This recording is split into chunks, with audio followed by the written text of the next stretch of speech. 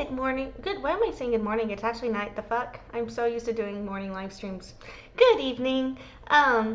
So today I am gonna do kind of a clusterfuck of a live stream again, but I also wrote out an agenda again. So I don't know, cause I'm kind of all over the place and I have a lot I kind of want to talk about. So this might be one of those streams that take me like 3 hours. But last stream I thought that would be the case, but I got done in like 45 minutes because I had written out what I was gonna talk about, either exactly what I was gonna say or just the talking point. So I did that again, and I'm gonna see if that helps me get through this quickly.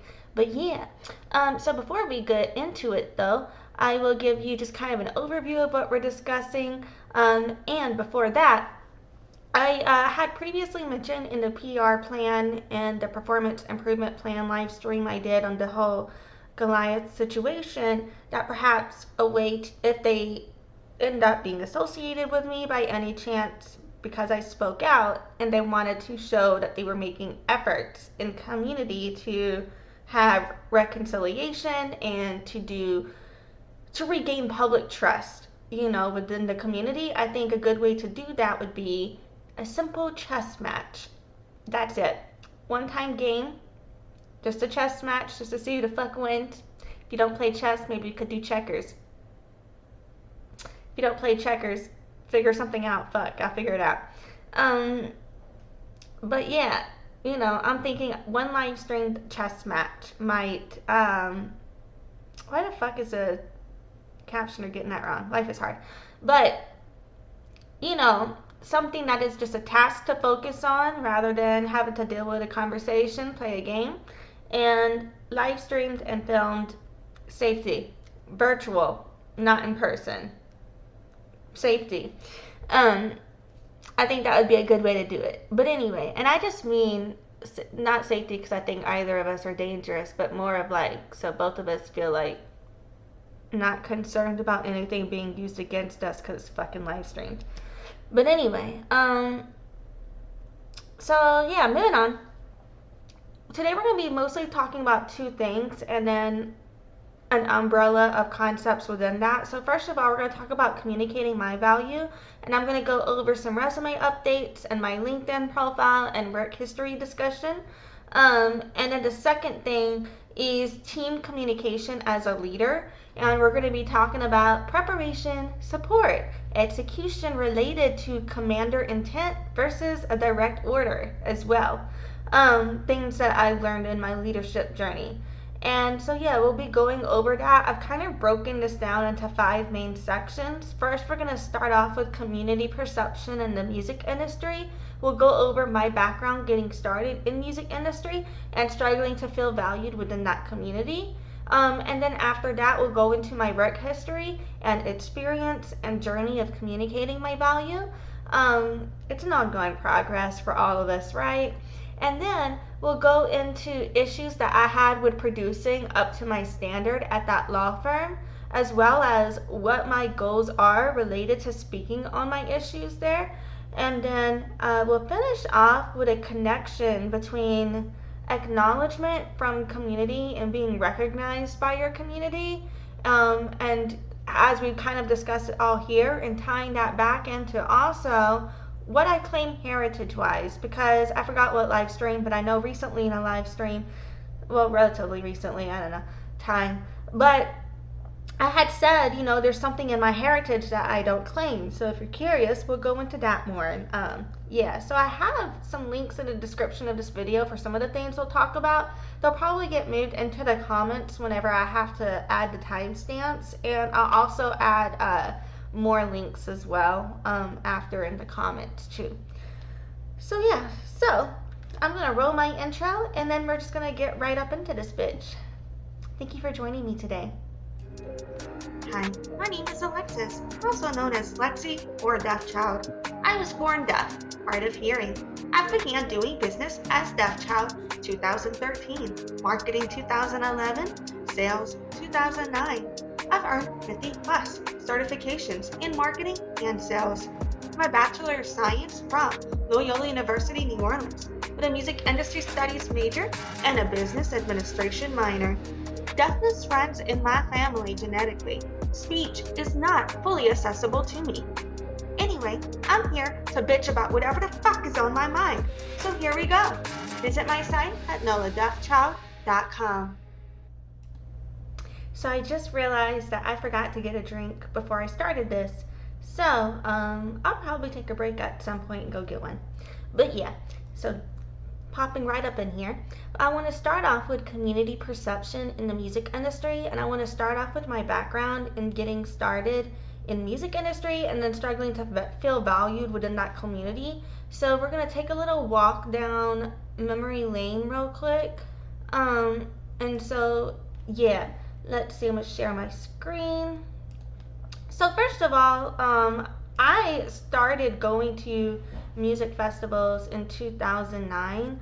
I went to Rothbury Music Festival in Bear Creek that year, and this is a picture of me, my twin, and my brother. We were at The Dead. We were at Rothbury Music Festival in 2009. And so I met also like the people from that we went to that festival with. My brother has known them since either I was 2 years old or since I was like 11 and 12. So a lot of those people I've either known almost my whole life or since I was like somewhere between 11 and 12 for the group that is from Mississippi. So a big group of people from Mississippi that know my family ended up moving here to New Orleans a little bit after we did. And so us and all of that community were part of this crew of overnight Mary Days. And in that community, everyone else there I've known since I was about 15, from Bear Creek Music Festival and Rothbury Music Festival. Actually, I think I was still 14. I was still 14. I was turning 15 in December of 2009, I think. Wait. No, I was 15 turning 16. I apologize. I'm getting life weird. It's hard to remember, but duh, I was obviously born in 93, but in December, so 15 turning 16, I'm out of it. Anyway, I fucking know math, okay? Don't look at me like that. So my point is, I was a fucking kid, alright? All of these people that I have an issue with when it comes to my community and the fallout when I speak on my sexual assault trauma, I was a fucking kid when I met them, okay?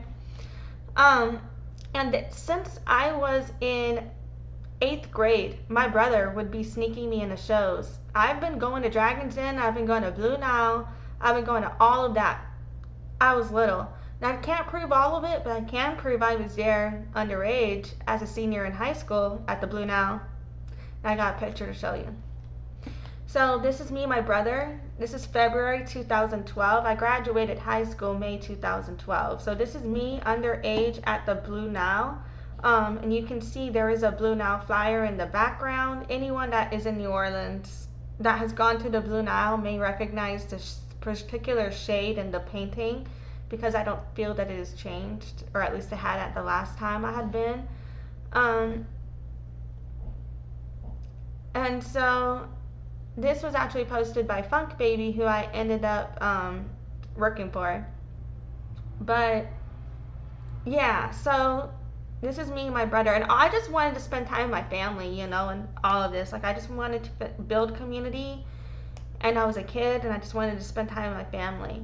And my entire business, as I built it up, was built off this community. These were my buyers as well. And it wasn't like, oh, I ended up like wanting these people to be my buyers and targeted them like that, like as I know how to do as a marketer now. These were the people that I knew, and I would be sharing my life with them, I thought. And so they ended up being my community that were the ones buying from me, if that makes sense, you know?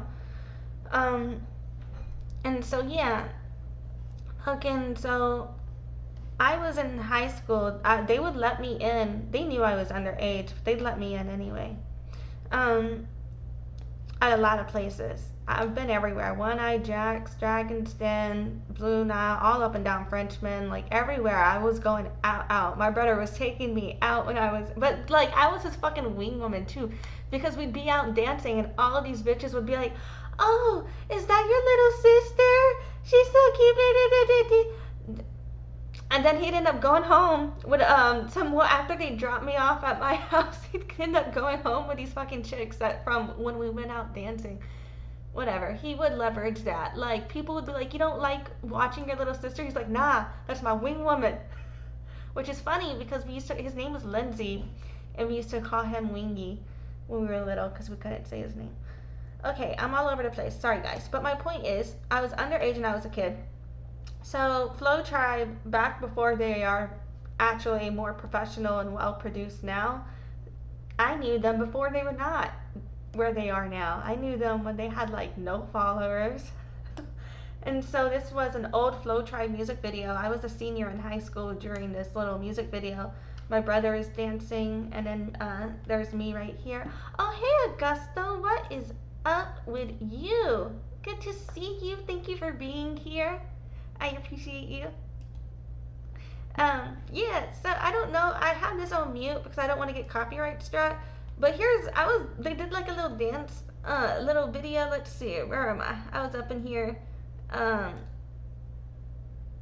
so this is the type of shit that I was doing as a senior in high school. Here's me again, just living my best life, you know? And so I got to do a lot of things that a lot of kids my age didn't get to do. But what you'll notice is every fucking body's way older than me that I was around. And that was the case. When I wasn't doing high school related activities or in high school, there's me again, I was just always with a crew that happened to be much older than me. And that wasn't by like, oh, I was just going, like, they were friends with my brother, and I was always trying to be with my brother, you know?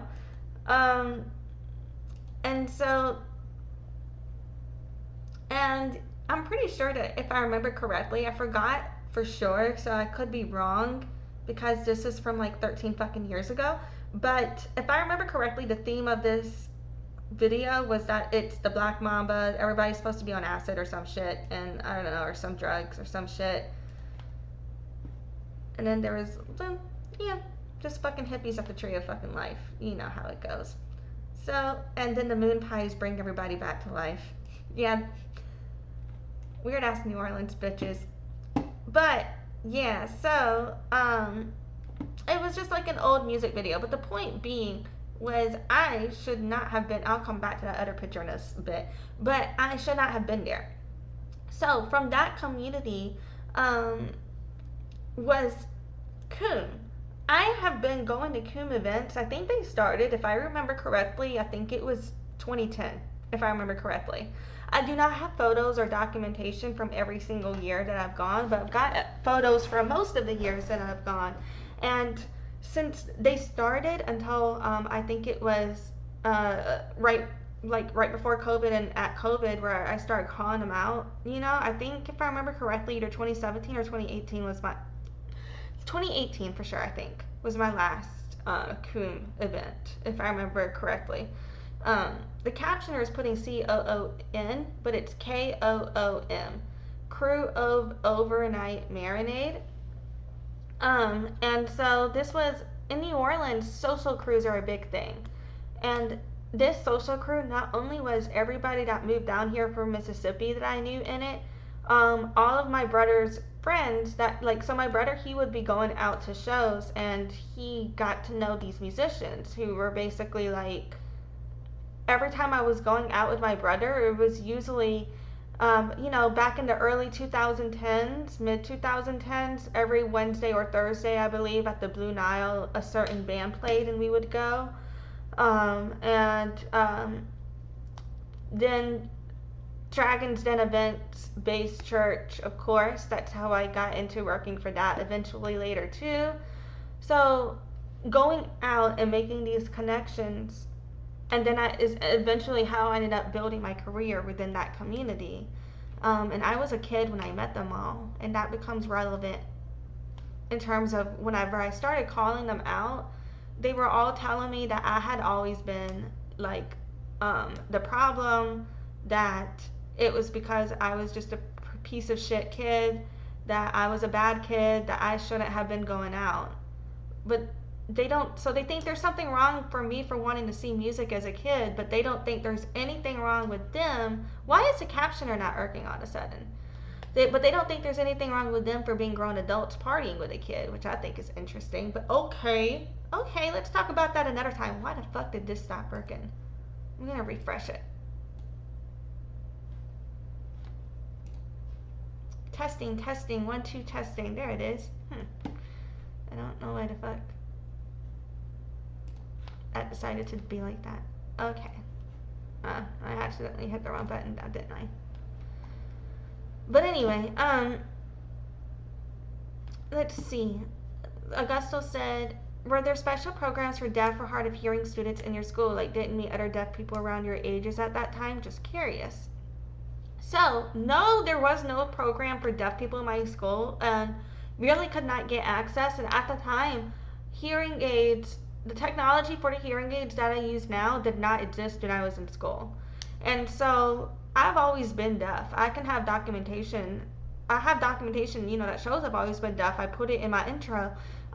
But there's literally people from my high school. It's one of my bad reviews on my Facebook Deaf Child page is people trying to claim that I'm not deaf because I can speak and because they went to high school with me, because I was normally educated, therefore I'm not deaf. But most deaf kids aren't deaf, put into programs that way, and most deaf kids don't have access. Augusto, I know I'm preaching to the choir to you, but I mean to the general public that watches this. But yeah, fucking in terms of meeting other deaf people though, so you know what's funny? So twins run in my family, and so does deafness. So I actually have twin cousins, and one of them's deaf too, and I have a bunch of deaf people in my family, but my twin cousins are only 2 years older than us, and so us four, for a long time, I ended up drifting apart from them due to political beliefs and things of that nature over time, but I don't even know where they stand now. Perhaps it's different, because I know some people who have changed their mind. But yeah, back in the day though, like, I had a lot of deaf people in my family. I've got deaf cousins, my dad's deaf, I've got deafness friends on both sides of my family, actually. And so I've always been around other deaf people, but I have not always had deaf access as a deaf person, and I didn't meet other deaf people outside my family until I was in college. So there's that. So I had always known and been around deaf people, but they were all people that I was related to. And that, how like when you're just a community of your own family, sometimes you can have social issues within that as well. But yeah. And so yeah, I was in high school, and so I was at Mardi Gras. This is 2014. We had all participated in the Groove Overnight Marinade event. So just showing y'all, like, I had shown you pictures from 2010, 2012, 2014. This is 2016. That's my twin, and I'm in the back. And so I always tell people too, like, who couldn't tell us apart, the biggest difference is she plucks her eyebrows like way more than me. I actually do pluck my eyebrows, but I'm basically like, to tell us apart, I don't pluck my eyebrows, she does, is an easy way to look at it, because it looks kind of like I don't, because I don't really do the shaping, but I do, like, I would get a unibrow if I didn't pluck right here, and I don't think I'm using the right words, but I will be plucking the, like, around here, but I don't do the shaping and stuff because I just haven't figured out where I want to go yet. I would rather do nothing than overpluck, because I have seen people overpluck or do weird things with their eyebrows, and I'm like, at least this way it's natural. Can't tell me shit. It's how it's supposed to be, But yeah, my twin, she plucks her eyebrows. That's how I got there. I apologize. But so we were at an event, and then so these were mostly Mardi Gras events that we did, but they would do all sorts of, like, this is Midsummer Mardi Gras that we did too. We would do Midsummer, we would do have like Christmas parties, Halloween parties, just like all of these different types of social events that I would go to. and being out and about and networking, it was not only family time for me. Like, I spent a lot of time with my family. This was us at crew overnight married in 2017. I was a lieutenant of the crew that year, because I just basically did a bunch of random shit. Like, I was providing the sound system, I cleaned up trash and stupid shit, bitch work that no one wants to do, you know, but that needs to be done. So this was like my brother, and then me, my twin, and my mom. So, yeah. And that's another thing. A lot of people, they call me crazy, but can't nobody tell me I'm ugly, because I have my mom and my dad's looks and my stepmom's style, so I know I look good. But we would be at outside events, you know, so yeah, we were, for me it was family time. But, and I thought I was building community. I thought I was in community, but it turned out, and I didn't realize it until my prefrontal cortex developed. But it turns out this wasn't a community. They just wanted to party.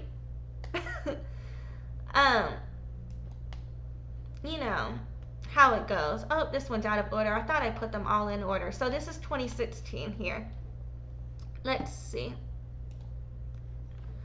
Augusto said, I feel like all the people around were babysitter for you, but you were a kid back then, so. But it sounds like you had a blast childhood. Yes. And you know, I had other friends, so a lot of my childhood friends, you know, like, that's actually a great segue. Let's bring it back here. So this picture right here is me and my twin and our childhood friend, and their mom, they live directly across the street from us, and their mom watched us a lot. And then around the corner, I didn't pull up a picture for it, so I don't have it prepped, but down the street and around the corner, I had two other houses of friends, you know, Ruby, Elizabeth, and Yvonne.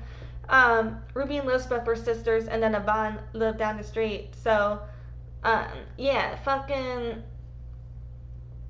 I don't know, which was interesting because Yvonne's family, they were directly from Poland, and then Ruby and Elizabeth's family, they were directly from Mexico. And then they both were all, like, I was getting Polish food and I was getting Mexican food as, like, authentic, like, you know, like, straight from people who were making that shit homemade. It was actually kind of cool because I actually did have a childhood where I was getting to be exposed to,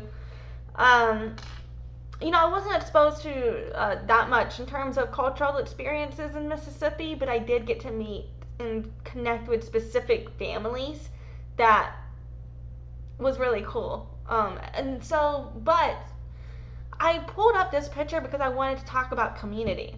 And in terms of prepping it, I ended up pulling it up now because Augusto was talking about my childhood, but I had prepped it for this live stream generally because I wanted to talk about the community ties here. So the caption here is, I'm not sure if I've posted this before, but it's so cute. I miss my childhood with y'all. I'll never forget all the memories.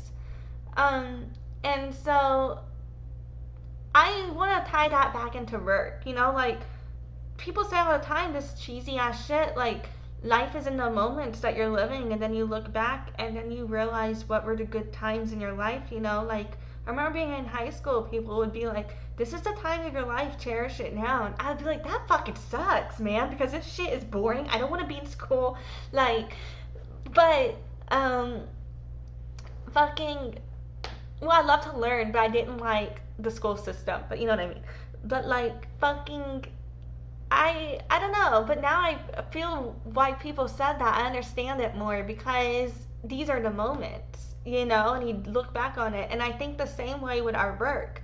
A lot of people, you know, we have this work-life balance, but what is your life if not what you're doing with it? And what do we do with our life other than work? You know, but even outside the constructs of capitalism, because my dad's native, right? And I was talking to my dad about, like, how do you overcome burnout? How do you get over, like, having to always be working for other people? And he said to me, like, it doesn't matter what the economic system is. It doesn't matter what the political system is. You have to work to be a part of and participate in any community. No freeloaders, you know, like you've got to participate. It doesn't matter how that participation is. It could be physical, it could be mental, it could be like everybody's got something to offer, you know, is how he sees it. And so yeah, so I had prepped this picture because I wanted to tie that into how I build and see and look at business life and community, and all of that. And so, you know, I'm going to come back to the DSM-5 in a second too. But so for me, let me see where I am in my agenda real quick. So yeah, you know what? Actually, I'm right on track. So yeah, for me, I just want to show you guys like proof there. I was too young to be out and about in those situations. I was with people that are way older than me. These were people that I looked up to. And these were the people who, after the police would not help me, after the venue I was assaulted at would not help me, these were the people who I was trying to ask to help me stay away from that man and to not support that man, to, like, you know what I mean? But they were all still going to his venue. They were still partying with him.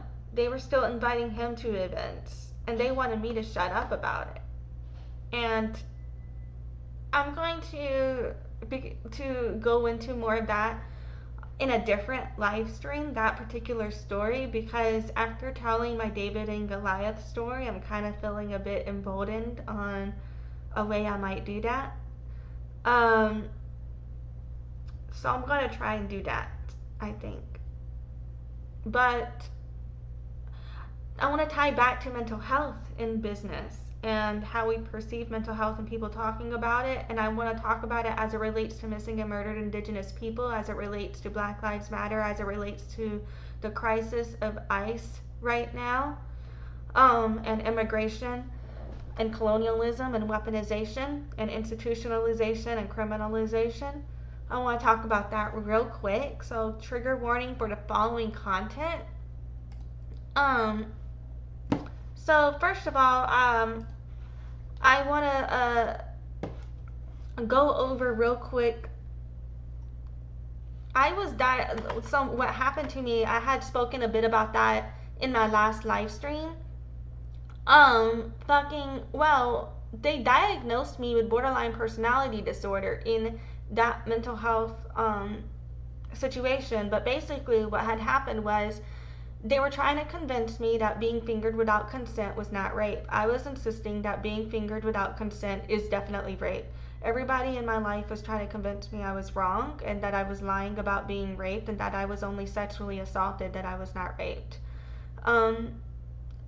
Whenever I told my mother that I did not want her in my life anymore, she told the police that I had a gun and I was trying to kill myself. I don't own a gun. I've never owned a gun. I was not trying to kill myself. The suicidal ideations I've ever had, I had them when I was a teenager and in high school. So the way they 5150'd me, they didn't ask me if I was having suicidal ideations now. They asked me if I ever had them. And I didn't understand what was happening. And so I was like, well, yeah, I've had them before. Because I'm a fucking dumbass, you know, just saying the truth about what had happened, but I didn't realize that was being used to hold me until after the fact, because it all happened so quick, and I don't process, and I didn't understand what was happening, right? So I also struggle with self-harm. And I was very visibly upset because I was being gaslit about my rape. And so they used those elements to 5150 and legally cover their ass and holding me, I believe. But when I go and look at the DSM-5, I do not feel these things apply to me, because I feel if you're trying to apply number 1 to me, which is frantic efforts to avoid real or imagined abandonment, that's definitely misogyny, and ableism and sexism as it relates to me saying I'm trying to get away from my mother and my family because they're trying to convince me, you know, when I know that happened. And in my next live stream, I'm going to pull up some evidence.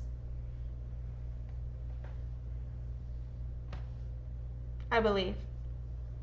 So, and my issue was not only like people were saying these things to me, and then other people who didn't necessarily say those direct words to me were supporting the people that said those things to me. So then they were using the fact that they weren't the ones that said it, but other people said it to act like they did nothing wrong. You know, but I feel they did. I feel supporting that behavior is enabling it. And I feel that it is part of participating and upholding rape culture. So I hold them accountable as well. Augusto said, that's crazy and that's awful. Hope that justice has been served though. Justice has not been served, and I have found out since then and before then that the guy that assaulted me has done the same thing and worse, much worse, to other women as well. But other people are too afraid to speak out about it, and so he keeps getting away with it. And anytime someone tries to take legal action, his father is right there to sweep it under the rug.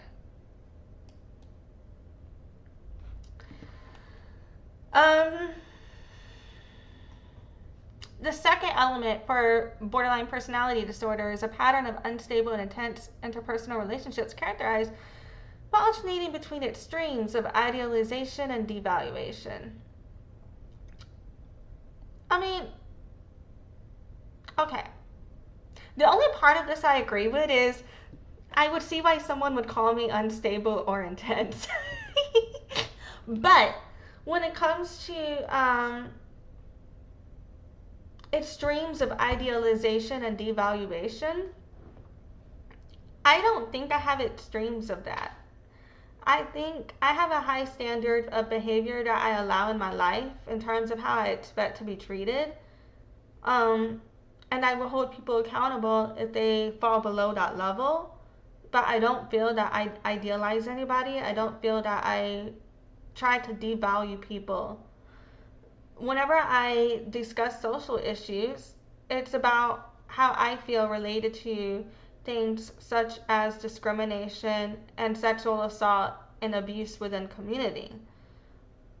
I don't feel that I'm out here like I have those, so I do have like specific relationships where I guess, you know, there I could see a pattern of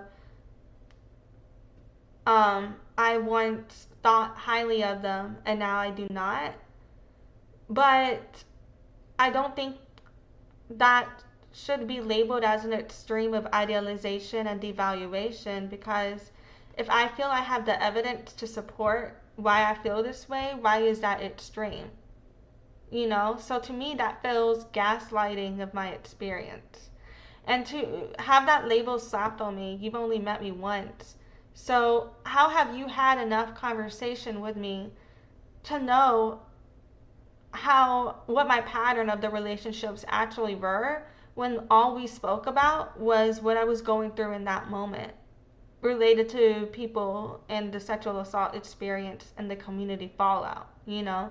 But if you're calling that community fallout the pattern of unstable or intense interpersonal relationships, blah, blah, blah, I feel like that is extremely misogynistic and upholds rape culture, you know? In terms of identity disturbance, markedly and persistently unstable self-image or sense of self, I think I'm extremely self-aware. I don't think I have an unstable self-image. I think I'm very self-aware. I think people gaslight me on my identity. For example, people claim I'm not deaf when I know I'm deaf.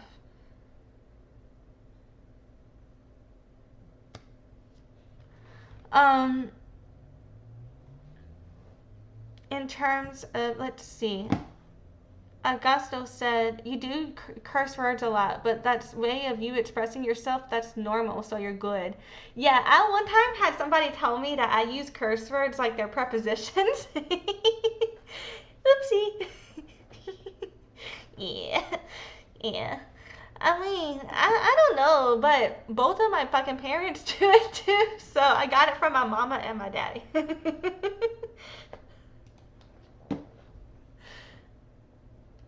um, let's see. Impulsivity in potentially self-damaging areas. So I would say substance abuse and my impulse control and self-harm in terms of like, but I don't, it's not like I've ever like seriously hurt myself like cutting or anything like that, which not to um, be ableist or anything for anyone that has had that experience. I'm just saying like I've never had that experience where I felt like something I was doing was could potentially really seriously injure me, right? But what I struggle with is basically pulling out my hair and stuff, and then like, do I have it now? Can you see? I don't know if you can see it. The camera's picking it up because sometimes the camera I can see it, and I'm like, yeah, that's right there. And then sometimes I can't even see it. And I'm like, I know it existed, but I can't even see. I struggle with like pinching myself and picking at my skin basically when I'm really anxious and upset. Um, so those two things, I could see how that could be held against me, but those two issues are also patterns of those two issues are also a pattern that fucking of a lot of mental health stressors and issues. I don't think it's, and like, you know what I mean? I don't think just that one thing means that I have this diagnosis. Um, Augusto has said it's cute, don't worry. I'm assuming you mean the fact that I curse. Well, the law office did not think it was cute. um, fucking, but yeah, let's see. Recurrent suicidal behavior, gestures, or threats, or self-mutilating behavior. Does this really qualify as self-mutilating? I don't know. But, because it's more of like an impulse control issue that I'm trying to work on. But maybe it technically is a damage to the skin, so I don't know. But then in terms of like recurrent suicidal behavior, I hadn't really had, I had suicidal thoughts. If we're going to be candid, I've had, those ideations and thoughts since that institution, and because of being in that institution, and because of that experience and the community fallout and other similar situations, I feel like it's very common to where a lot of women have suicidal ideations actually. I've read that men are more likely to just act on it and just fucking do it, and women are more likely to think about it a lot and just wish we would do it or wish we did it. But yeah, I don't know. So I don't have I don't have links or studies for you for that. Google that shit yourself, all right? I'm not gonna pull that up or look into it right now because I don't want to depress myself. But that is some shit I read before. So, but I've never just threatened to do it ever in my life. I've discussed and tried to get help for the thoughts of it, but I've never used it as a threat, and I never would. And in terms of gestures, I've never made any gesture towards it. I've only had the ideation and try to communicate that to get help. But my mother did not help me. She didn't put me in therapy. Instead, she told me she wished I was dead too. And you know what I mean? And then she called the police on me because I didn't want her in my life anymore. So that's why I feel like she wasn't trying to help me. She was just trying to weaponize and control me. And she even admits that she did that now. So whatever. Life is hard, blah, blah, blah. Let's see.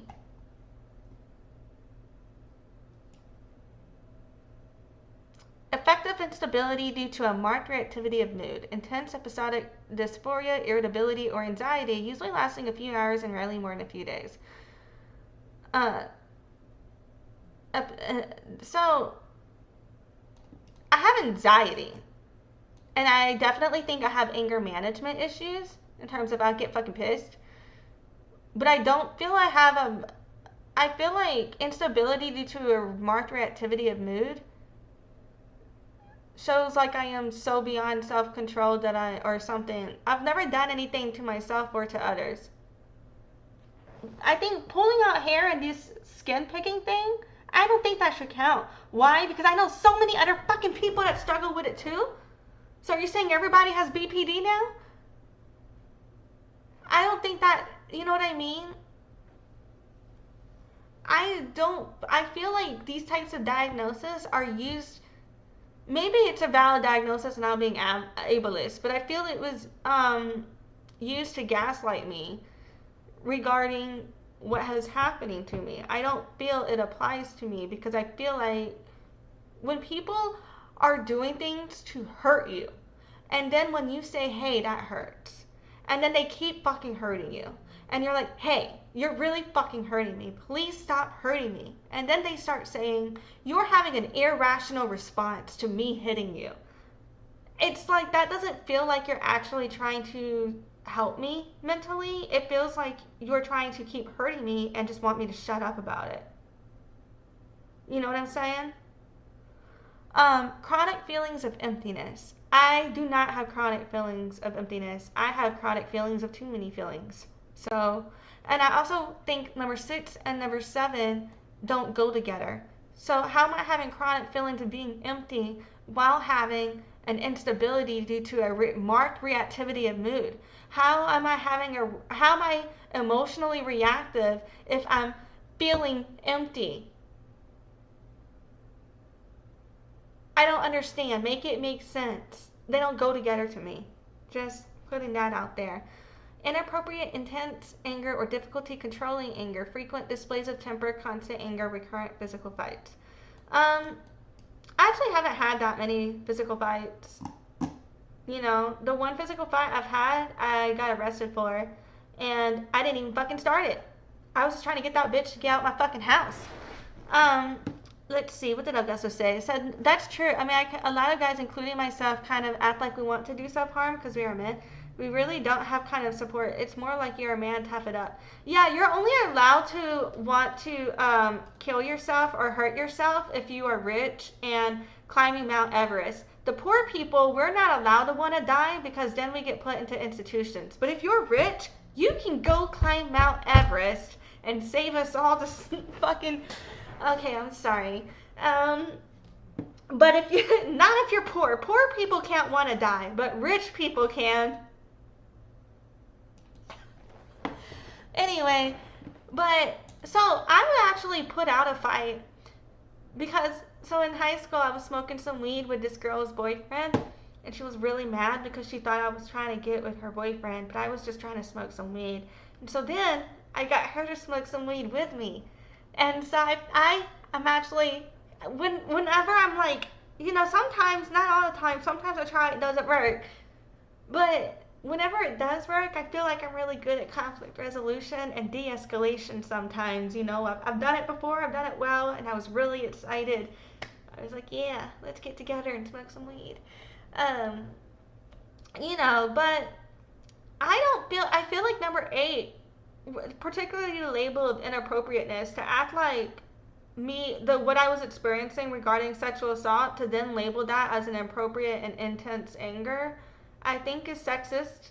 I think it's upholding rape culture, and I think it's ableist to act like just because someone is upset that they're being detained against their will, that they're being gaslit about their rape, and all of these things.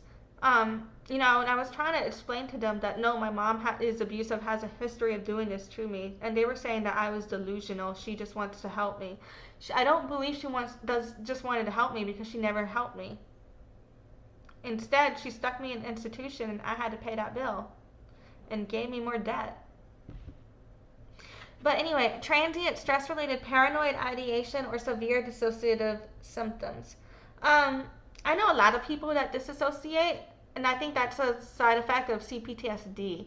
I think what I have is CPTSD. I think I'm, a lot of people all the time tell me that they think I'm autistic and ADHD, but I haven't claimed that identity because I've never been diagnosed autistic and ADHD. But every time I look into autistic and ADHD material, I've um, I feel that it fits me. So I've said that I think I'm autistic and ADHD pretty often, but I've never said that I'm diagnosed with it because I've never been, if that makes sense, right? But so I guess that's, I don't know, but a lot of people feel that it's invalid, but to self-diagnose. But a lot of people who I feel that are autistic or ADHD are self-diagnosed because it's very difficult for people to get the resources for these things. But yeah, fucking I don't feel that I have paranoid ideation. Every time that I think that something is happening to me, I feel like I have evidence to back up why I believe it's happening. You know, and I feel like there are specific events, there are specific facts that I can ground myself with to know that these things happened. So, you know, they were trying to convince me that I wasn't assaulted because they were claiming that being fingered without consent wasn't rape. Then they were trying to slap this label on me and tell me that I'm delusional, that I'm paranoid, and that I'm inappropriate and unstable and things of that nature. Um, so yeah, I I didn't pull up sources, but I wanted to just Google and see if there were other people making content on the same thought I have, which is I believe that mental health system ties into mass incarceration, and I believe that the mental health system and institutionalization and mass incarceration are also all tied into immigration and ICE, where they detain and criminalize immigrants as well. I believe it's all part of criminalization. Um, let's see. Augusto said, I think a lot of deaf people I know are either ADHD or introvert. I'm kind of both. You know what's funny is I've taken a lot of those tests, those Myers-Briggs personalities tests, and I keep getting different results on them. Either, and I've taken them at different times of my life, but either get usually like I think it's like INFJT or some shit fucking like that. But sometimes I get an I, sometimes I get an E. I don't know. Um, but yeah, fucking. So I was looking into oops, I was looking into a mental health system and mass incarceration, uh, because I believe that people who get institutionalized and when the police are used to do so, you know, um, it's all a system of legal reporting to document and cover their ass with what are they doing, you know, related to the rights of other people. Because when they 5150 you, you have no rights. Um, and yeah, and by the time I understood what was happening to me, the statute of limitations were up on any sort of medical malpractice case as well. Um, and so yeah, fucking, but I believe we should look at how this impacts communities. We should look at correctional facilities. Um, so in mass incarceration, there's an overflow. That's why more prisons are getting built. But at the same time, they keep their quotas up because how much money they make is based on how many people are in the prisons. That's why they build more prisons to put more people in the prisons to make more money. They do the same thing with mental health institutions, I believe. So Augusto said, maybe because our mental health is fucked up. Yep. But fucking, I think everybody in this society has fucked up mental health because we live in a fucked up society. I don't think you get out of it with your mental health intact. The only people who aren't fucked up yet are the kids who were able to be protected, but not every child has had that privilege. And Augusta said, so you never know exactly what we have. Right, exactly. And I believe our mental health system is very colonial and Western. And it's built off of oppression and it's built off of harming people. And a lot of the reasons that we continue harming people through it is because the people in power of the mental health system aren't willing to address the initial issues that caused it to be harmful. So it's all perpetuating over time. Instead, what they try and control is the optics of it, you know? So yeah.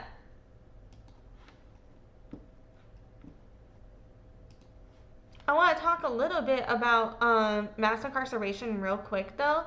So some of the work that I've done is I used to donate $1 per ticket to all the shows that I did. That would be donated to Orleans Public Defenders. And they actually like emailed me on time and was like, thanks, dude, that's awesome.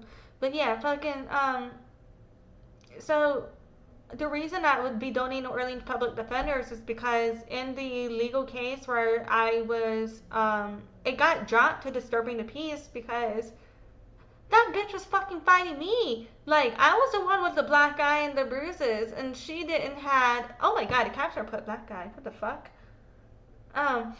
I said black eye. E-Y-I. Yeah, wait, the fuck? Did I say E-Y-I? I meant E-Y-E. God damn it. I'm out of it. Okay, whatever. Life is hard. But anyway, okay, so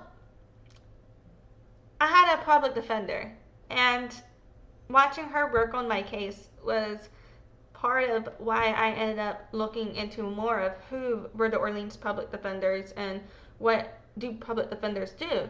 And so, and also I've been in jail a few times, just 3. So once was my DUI. I actually called the police on me for that because I knew I deserved it, but I was blackout drunk and I hit other people's cars, and so I didn't know what else to do but call 911 on myself. And I instantly texted my mom, my sister, like, hey, I'm getting arrested. Will you come bail me out, please? And so, yeah. Fucking, so and I'm sober now. And so this was my senior year of college. And I got a DUI. And that I absolutely feel I should have gotten. That was a moment for me. It doesn't excuse my behavior, but how I had gotten there mentally was, you know, my mom is somebody who every time we left the house, she was fixing her a drink for the car and drinking in the car as we were going. And so that's kind of like how I was raised, and it was normalized. Doesn't make it any better. She doesn't do that anymore either. But as far as I know, I don't think she does. But we're different people now. But back in the day, you know, I didn't have the awareness to realize how bad and wrong that was, right? And so it wasn't until after that where, like, actually doing those MAD classes and things like that, and MAD should be with 2 Ds. It's Mothers Against Drunk Driving and all of that. Not like to dismiss it, all of that. I just meant other organizations like that, because there were other people there too.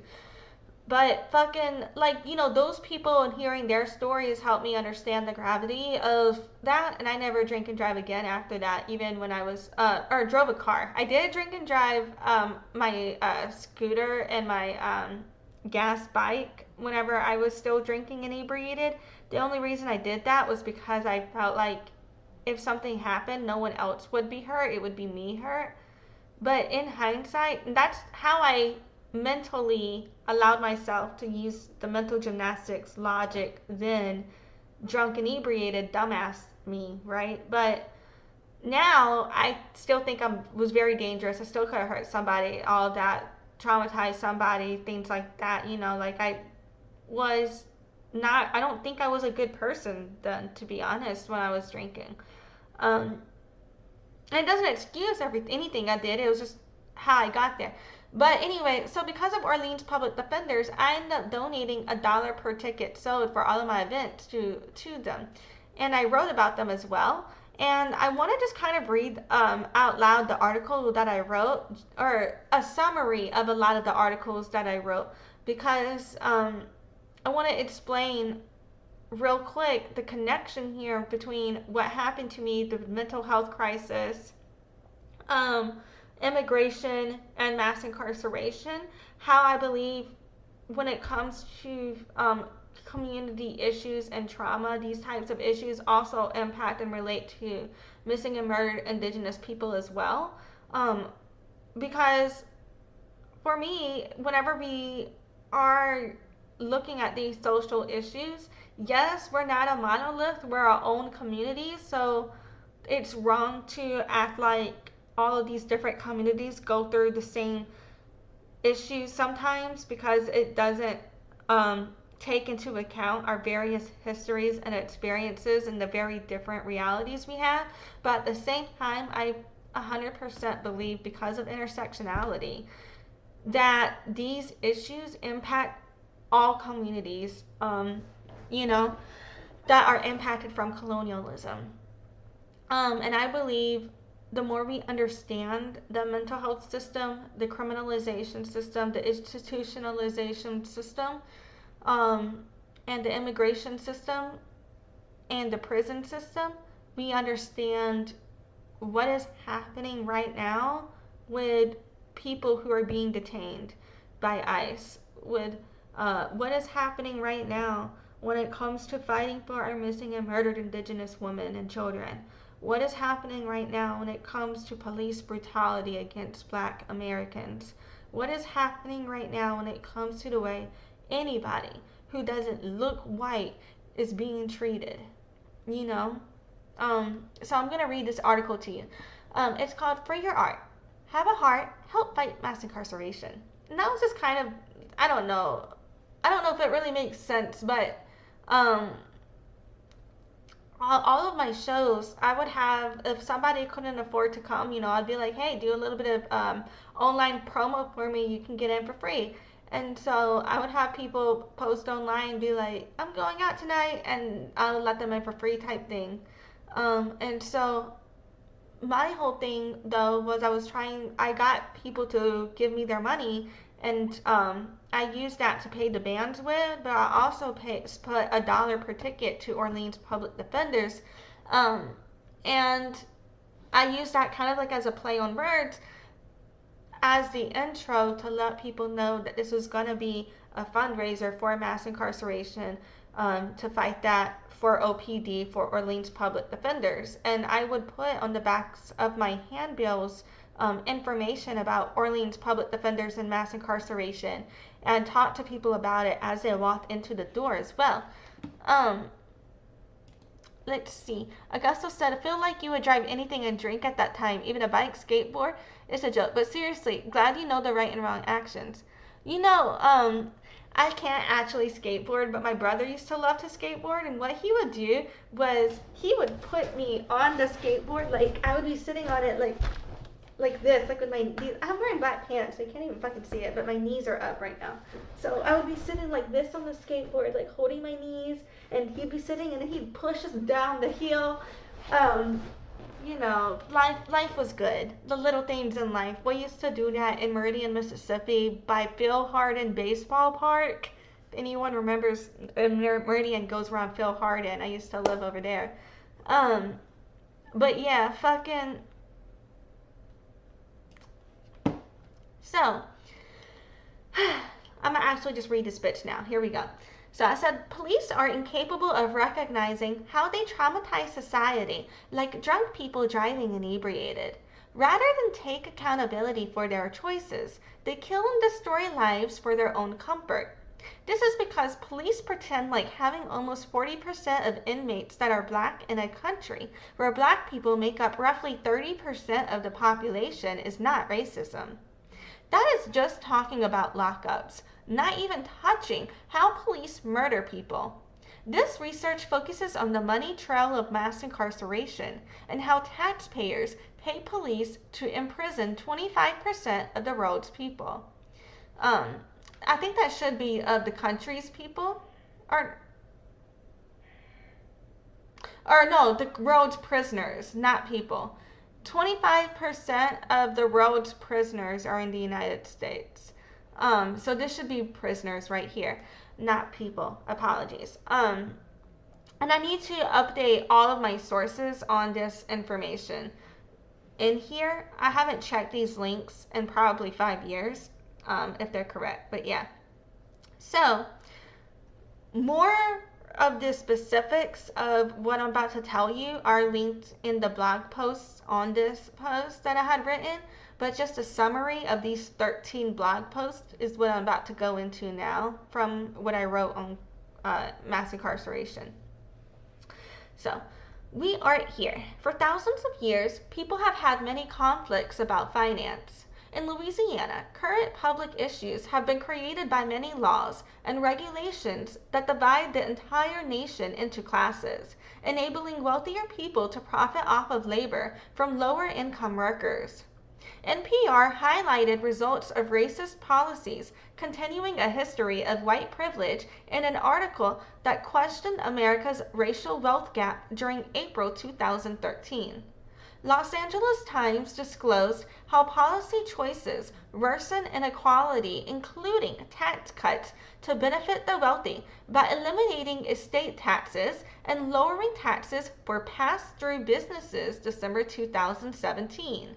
Such constructs extend directly into our criminal justice system. For too many people in New Orleans, the difference between spending the night in jail or in their home comes down to what's in their wallet. Jailing people just because they cannot afford bail does not make anyone safer. A joint op-ed written by Saints players Demario Davis and Benjamin Watson was published September 2018 on NOLA.com about ending the money bail system. In 2015, New Orleans spent $6.4 million to keep people in jail who couldn't pay their bond. That money could have been used to fund our struggling educational system, to support job training, or provide affordable housing, all things that keep people out of jail.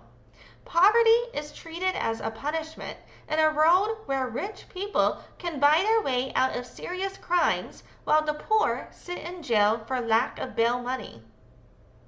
As reported on by community outlets such as American Association of Geographers in February 2018, Washington Post in October 2017, and American Civil Liberties Union in 2017, our current state policy in action is providing free labor to the Sheriff's Department. It has nothing to do with public safety, redemption, restoration, or self-improvement. Saving money is valued more than others' lives.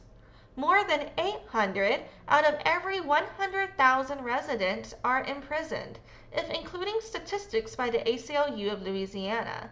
Louisiana incarceration rates have been double the United States average at 1,619 to 100,000. The ratio of black people, who make up only 32% of Louisiana's population, outnumber whites in incarceration by an evaluation of 2 to 1. These are just Louisiana state statistics. Oh, I just realized that Augusto commented. Augusto said, I gotta go now, take care, watch the rest next time. I appreciate you. Thank you, Augusto, for being here. But anyway, what happened was, where was I? Because the United States mainly imprisons the lower class, people of color are at an extreme unequal risk of being jailed. People's Policy Project published a piece on advocating for racial equality in mass incarceration January 2018. In 2010, white people were incarcerated at a rate of 450 per 100,000, while black people were incarcerated at a rate of 2,306 per 100,000. Research by the Equal Justice Initiative shows that the United States only has 5% of the world's population, but nearly 25% of its prisoners. What about progress? Creativity for social change. So here I used to have a call to action that when you came to my event, I would be donating $1 per ticket to Orleans Public Defenders, but I haven't been doing those events lately, so I had changed that to consider funding sources behind events and choose ones that support orgs like OPD. Orleans Public Defenders fights to make a difference in their clients' lives in the courtroom and beyond, and creates meaningful reform for a fair and just criminal justice system. How can you make a difference? Spread the word. Show up. Donate. Approximately 50 full-time attorneys, court support, client service specialists, social workers, investigators, and more provide meaningful representation to Orleans Public Defenders clients and is the benchmark for indigent defense in Louisiana. 3 ways OPD directly works on behalf of the community. Every client is represented by a dedicated team. I think they're overworked though, to be honest.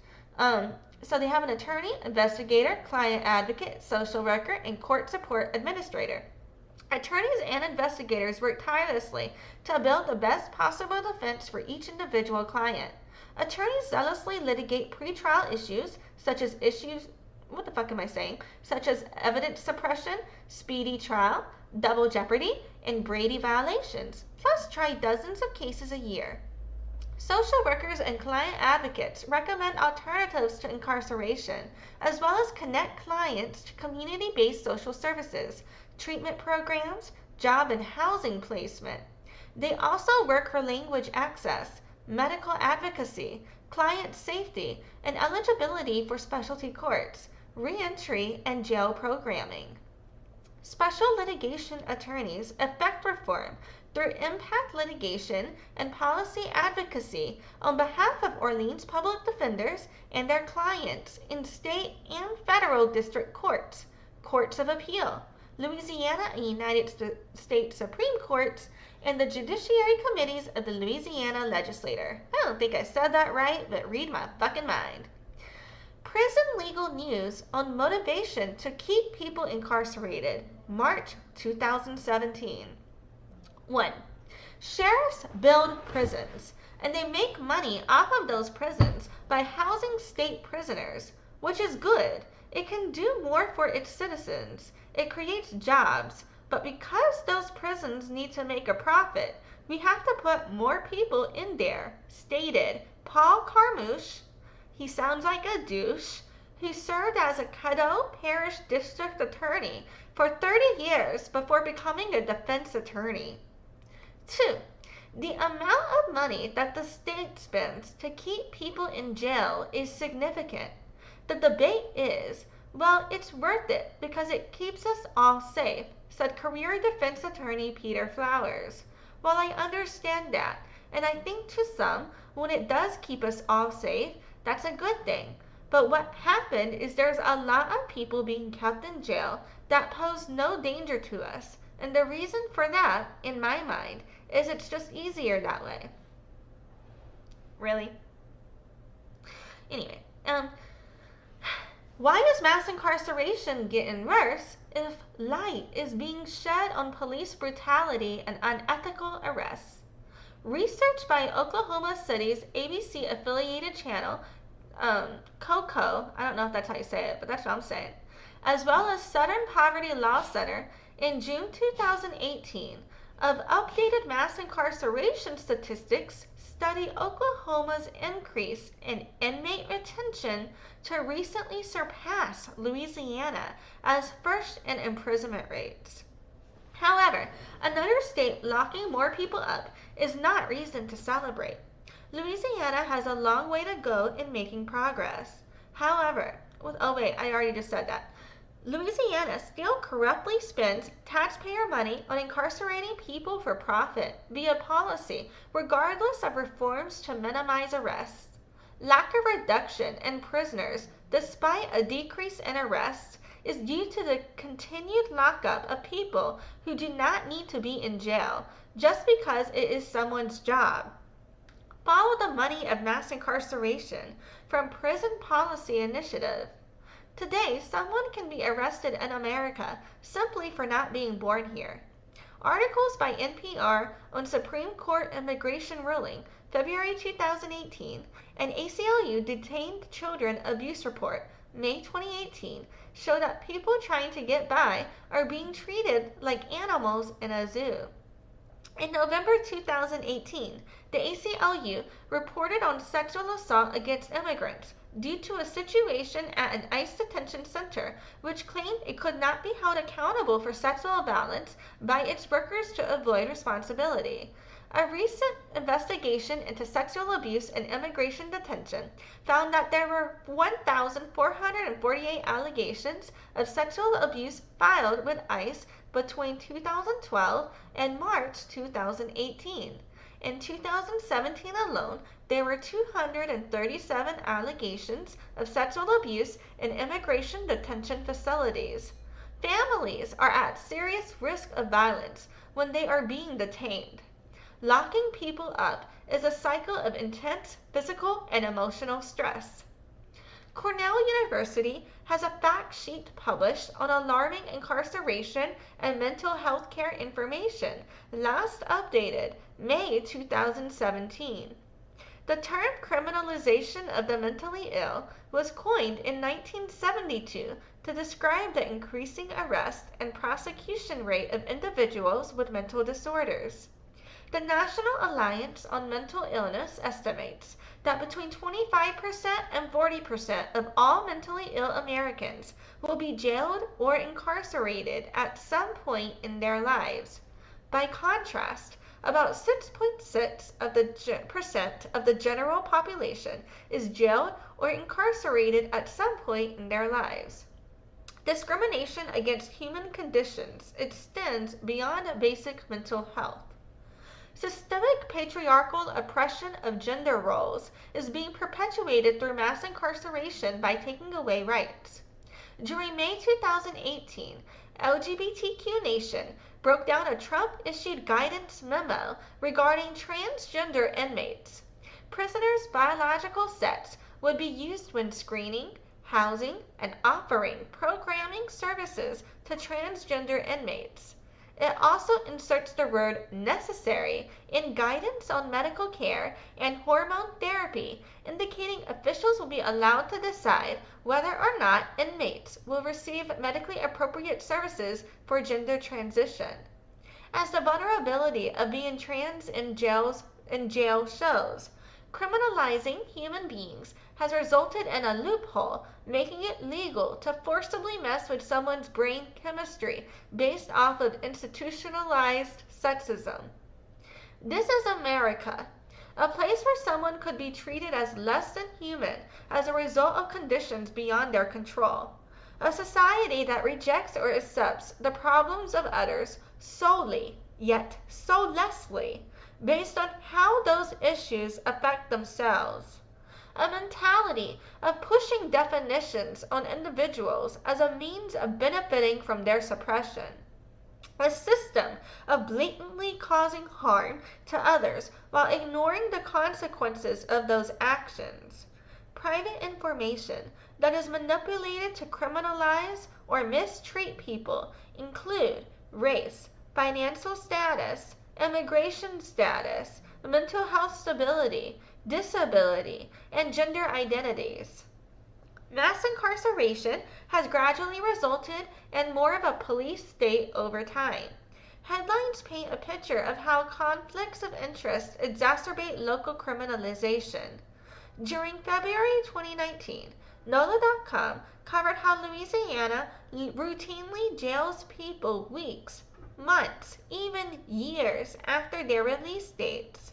NPR published that Supreme Court broadens the government's power to detain criminal immigrants March 2019. NOLA.com reports sheriffs could get more money to house Louisiana prisoners. Funding is paid for by or on behalf of inmates in the user-paid justice system, but the city only gets the payments after they are released. The more people being locked up and the longer they are there, the more money is made. Government interests in both public and private incarceration are protected by using influence to leverage people's quality of life for profit. When the solution to reductions in mass incarceration rates become to charge more across the board for imprisonment while detaining prisoners for as long as possible, turnover rates become exchanged with retention rates rather actually resolving core issues. I have been promoting and donating to Orleans Public Defenders, but also I'm looking for and open to other ways to support human rights if you have any suggestions. So yeah, I apparently updated this last in 2022, so if any of these links don't work, sorry, I need to change it. And I also need to fix up here where it says 25% of the road's people, that should be prisoners. But yeah, we have 25% of the road's prisoners, not people. Anyway, but yeah, also, one time, I had pissed off, and it's one of the bad reviews on my Facebook page is from me pissing off a bunch of police officers, because I had told them that the only good thing about, I had told one of them that the only good thing about them being a police officer is that they might get shot, and that pissed off a bunch of them. So I had thousands of police officers coming to my site for a second, so I made this my homepage for a minute, and then at the bottom I put, if you're a police officer that made it here because I spoke out against you fucks, thank you for boosting my SEO. You are currently promoting me and making it easier for me to get found online. They were sharing my website everywhere like, fuck this bitch. Yeah. Never hire her. Anyway, so I'm a little sick. I don't know if you can hear I have the snifflies, but I do. What I'm gonna do now, because I had totally forgotten to get myself a drink earlier. But what I'm gonna do now, let's see here. I'm just gonna wrap up real quick my community perception in the music industry here. So this is all falling under this first concept of community perception in the music industry. My background getting started in the music industry and struggling to feel valued within that community. That's how this all is falling there.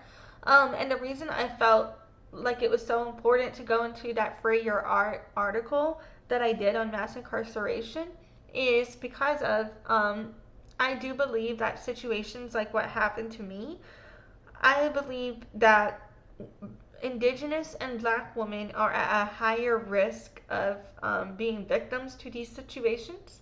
Whenever I was in the mental health system, as well as when I have been in jail before. Oh yeah, and I had told you guys I was in jail for a DUI. I told you guys I was in jail for getting into that fight. Did I tell you guys the third reason I've gone to jail? It was a disturbing the peace charge because I egged former DA Leon Cannizzaro's house. He used to be my neighbor.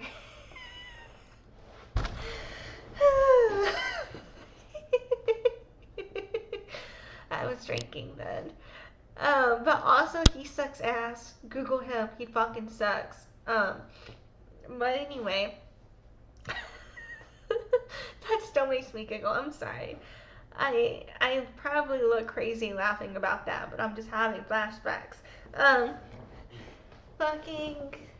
But fuck that guy, okay? So, I'm over here like, look, I don't mind raging against the system, and everybody is like, well, now you're unstable, and you got anger management issues. And you know, I discuss how I feel I have anger management issues because I don't want to be angry, but and I think I start, and I don't want to self harm with these impulse control issues, you know, and I know that like I will definitely I feel I have had a history of when I get into fights, even if the reason I'm fighting is correct, um, you know, I will say some vicious things in arguments, you know, so I can see and understand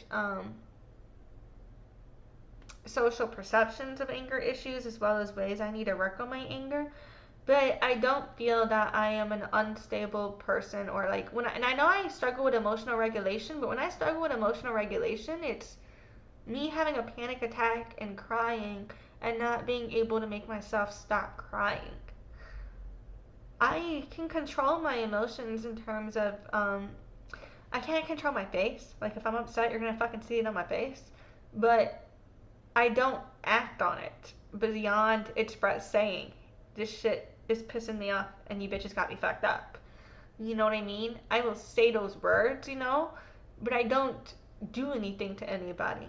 The only times I've ever been in fights, physical altercations, were when other people began those altercations. And so, I mean, what the fuck are you gonna do when someone's punching at you and you know what I mean? Like, to a certain point, you gotta defend yourself sometimes. But I'm not somebody who starts fights. I don't like to because I've got so many reasons to fight in ways, you know, in terms of the anti-discrimination issues and social issues I have, that I don't want to fight any more than I have to. You got to pick your battles. You only have so many energy. I'm really not a fighter.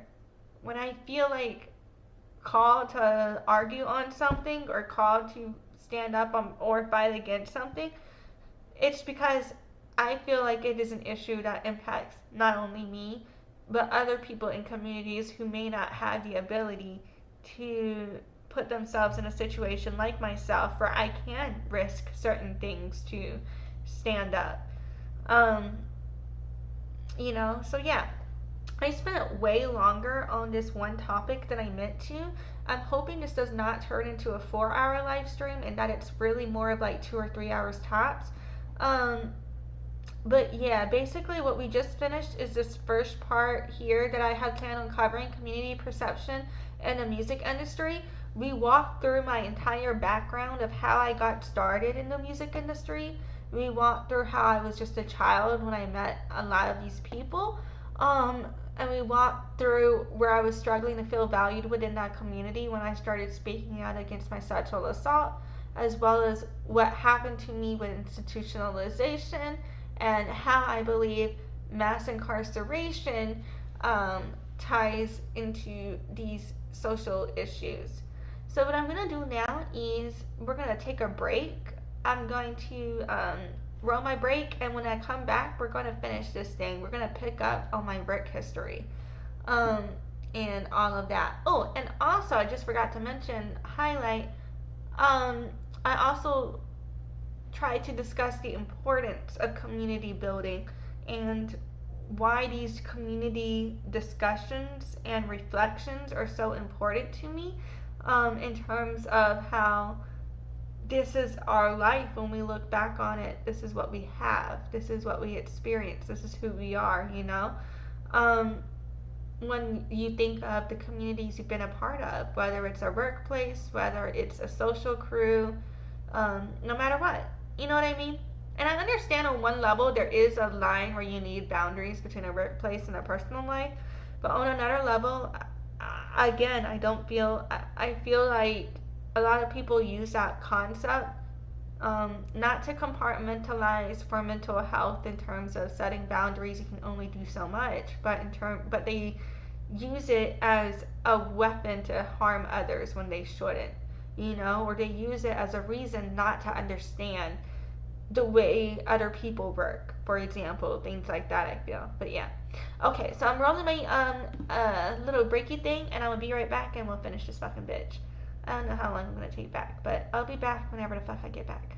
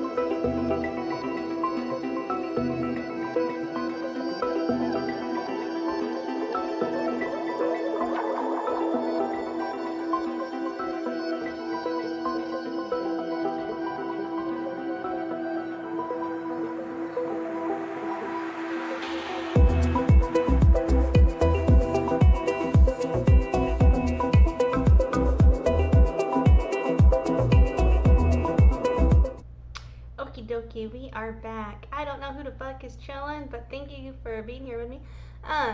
So let's see. I'm gonna try and see if I can speed up the rest of this in a way. Well, not like speed up, but I'm gonna just keep going. I don't know why I even said I'm gonna try and speed this up. Fuck it. We all know I talk too much.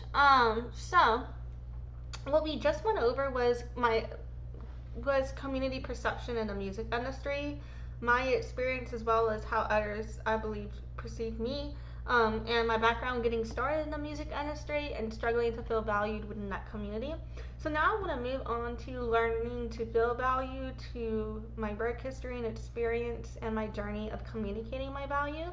And I also want to discuss, start off with how presentation has power, and I want to also start off by taking this back to my experience, like with my dad. So my dad was all about, and my stepmom are all about appearances, and I think that's how I got to be where I didn't care about appearances for a bit, because I didn't understand why appearances mattered, and now I do. But so, like, my dad, he had a 2-bay garage, and this is a picture of me and my little sister, who is now taller than me. She's 7 years younger than me and way taller than me. So I'm like, this is my little sister, and I'm pointing up, but. So this is me and her leaning up. My dad had a customized BMW. He had maroon leather Alabama interior seats customized for his BMW convertible, and in the back there is the 2-car garage for the house, and that house sold for I think over $2 million on the MLS, which isn't that expensive in terms of like fancy houses, but it is expensive for a house in that location, in that area. It's a pretty nice house. And when my stepmom built it, my dad and my stepmom built that house together and built that shop together too.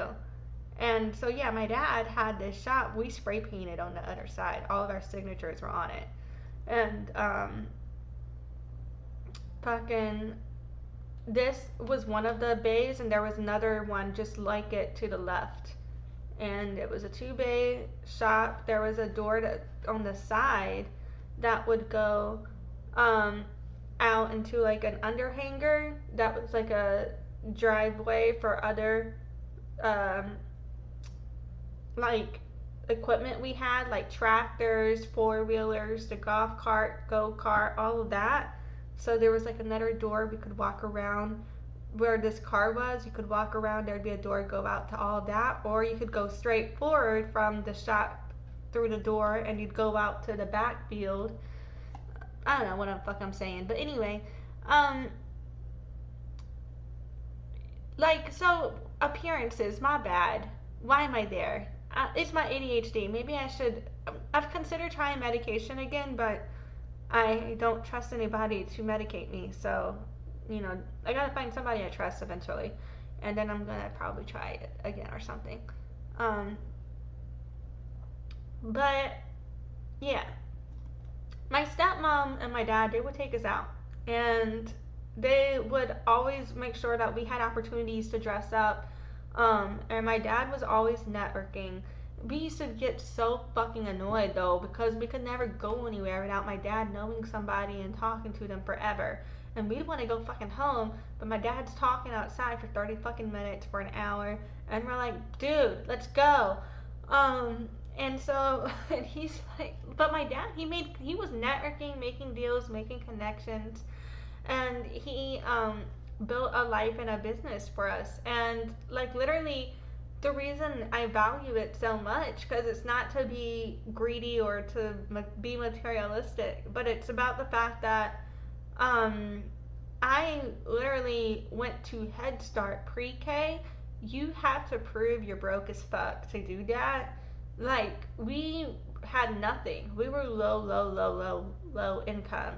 And my dad built that. And in the divorce process, those assets got split and things got spent, and So now my dad, he still has the ability to work and he still maintained a certain level of work production, but it's nowhere near what it was, because he's getting old and shit's happening and stuff, but um, so there, it's not like this overconsumption of richness, in my opinion, but I'm very proud of the work he did, and I'm very proud of the work that, like, even if the issues that I have, with my family, like, I'm very proud of my mom, my dad, and my stepmom for the shit that they've done.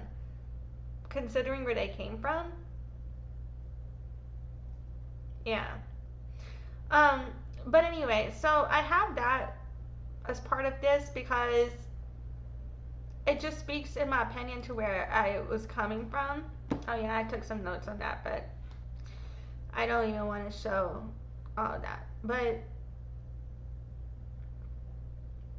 I don't know.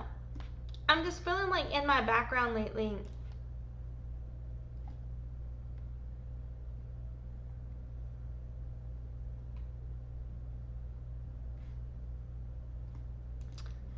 okay, I was like looking at my notes real quick.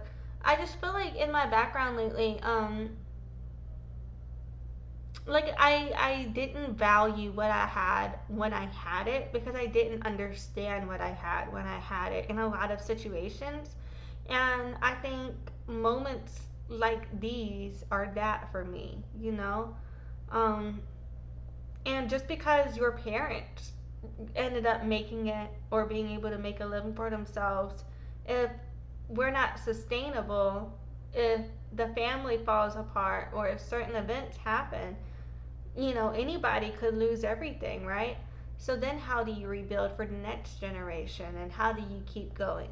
Um, so my dad, he's started from nothing, built it all up, and then lost everything and all of that. Um, let's see. So when it comes to how I understand and how I process, moving on into this shit though, some of my background, some of my education. So previously, I've talked a lot about JROTC and leadership and Colonel Webb and how he was my first mentor. But one of the things that he would do in ROTC, we have promotion boards, and in promotion boards, you basically have to go stand in front of 8 of the top ranking cadets. It's like 8 or 10 of them. It's a board of the top ranking cadets in JROTC, and depending on who's on the board, right? Some of the people on the board, they're there just to fuck with them bitches. They're excited they've got that power, and they are there to fuck with the bitches. And they would literally be asking you questions like, Cadet, if you see a cupcake on the side of the road, what are you gonna do with it? And you're like, the fuck? you know? And then you'd have other people who would actually are just like, okay, Cadet, when is the United States birthday? And he'd be like September, or United States Air Force birthday, and he'd be like September 1947 or some shit, you know. But whatever, like things like that, you'd have promotion board. But I think that those types of things kind of prepare you for job interviews too. And I was also in drill teams. I used to be a drill commander. My twin and I were co-drill commanders our sophomore through senior years, and I also had a bunch of these other little officer positions in JROTC, which, I mean, we had like functions and roles within the unit. So I don't mean that when I say they don't mean anything, I don't mean like they meant something in terms of we did things with those labels. Like they gave us jobs to do, and so that way it was funny too because it takes the workload off of them in some ways too. But it trains you. Like one of my jobs for my freshman and sophomore year, I was an NCO, which is a non-commissioned officer, which is an officer in training, and then I trained to become an admin officer, and then became the admin officer. And the admin officer, you would basically be responsible for using a system. I think it was called CIMS, CIMS, back when I used it, and it was Cadet Information Management System or some shit like that. And I'd be responsible for putting in all the cadets' data, updating everything they did, every time there was a promotion board, every time there was a drill competition, all of that, I'd have to type all that data in there.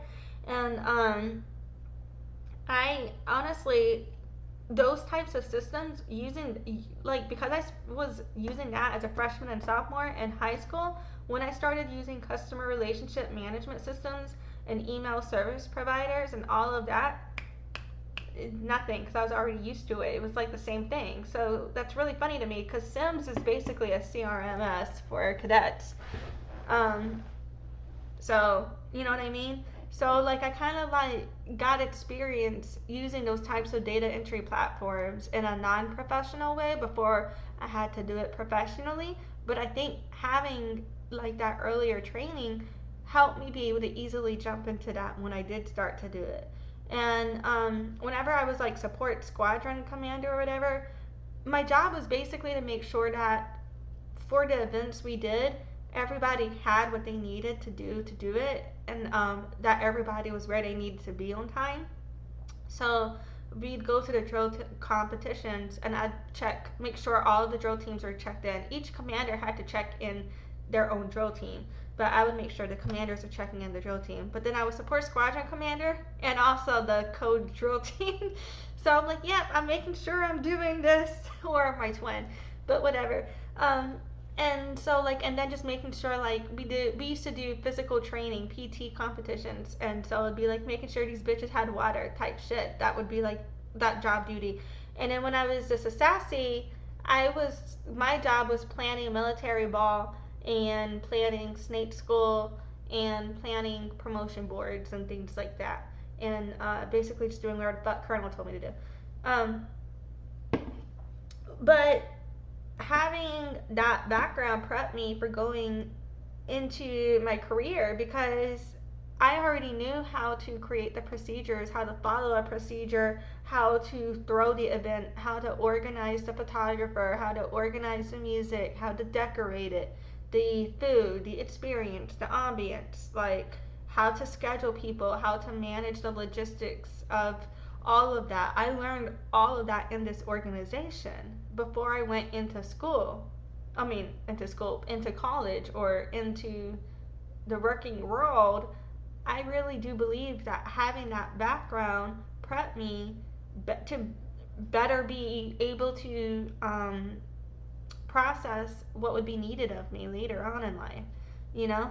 And then in college, I took like 2 different philosophy classes. One was the classics of moral literature, and the other one was evolution and intelligent design. And basically, the classics of moral literature one, we were talking about like Aristotle and Socrates and shit. And the evolution of intelligent design, it was more modern philosophical shit. And we would be watching like the Starlight Zone. Wait, is that what it's called? The Twilight Zone. What the fuck is wrong with me? I'm sorry.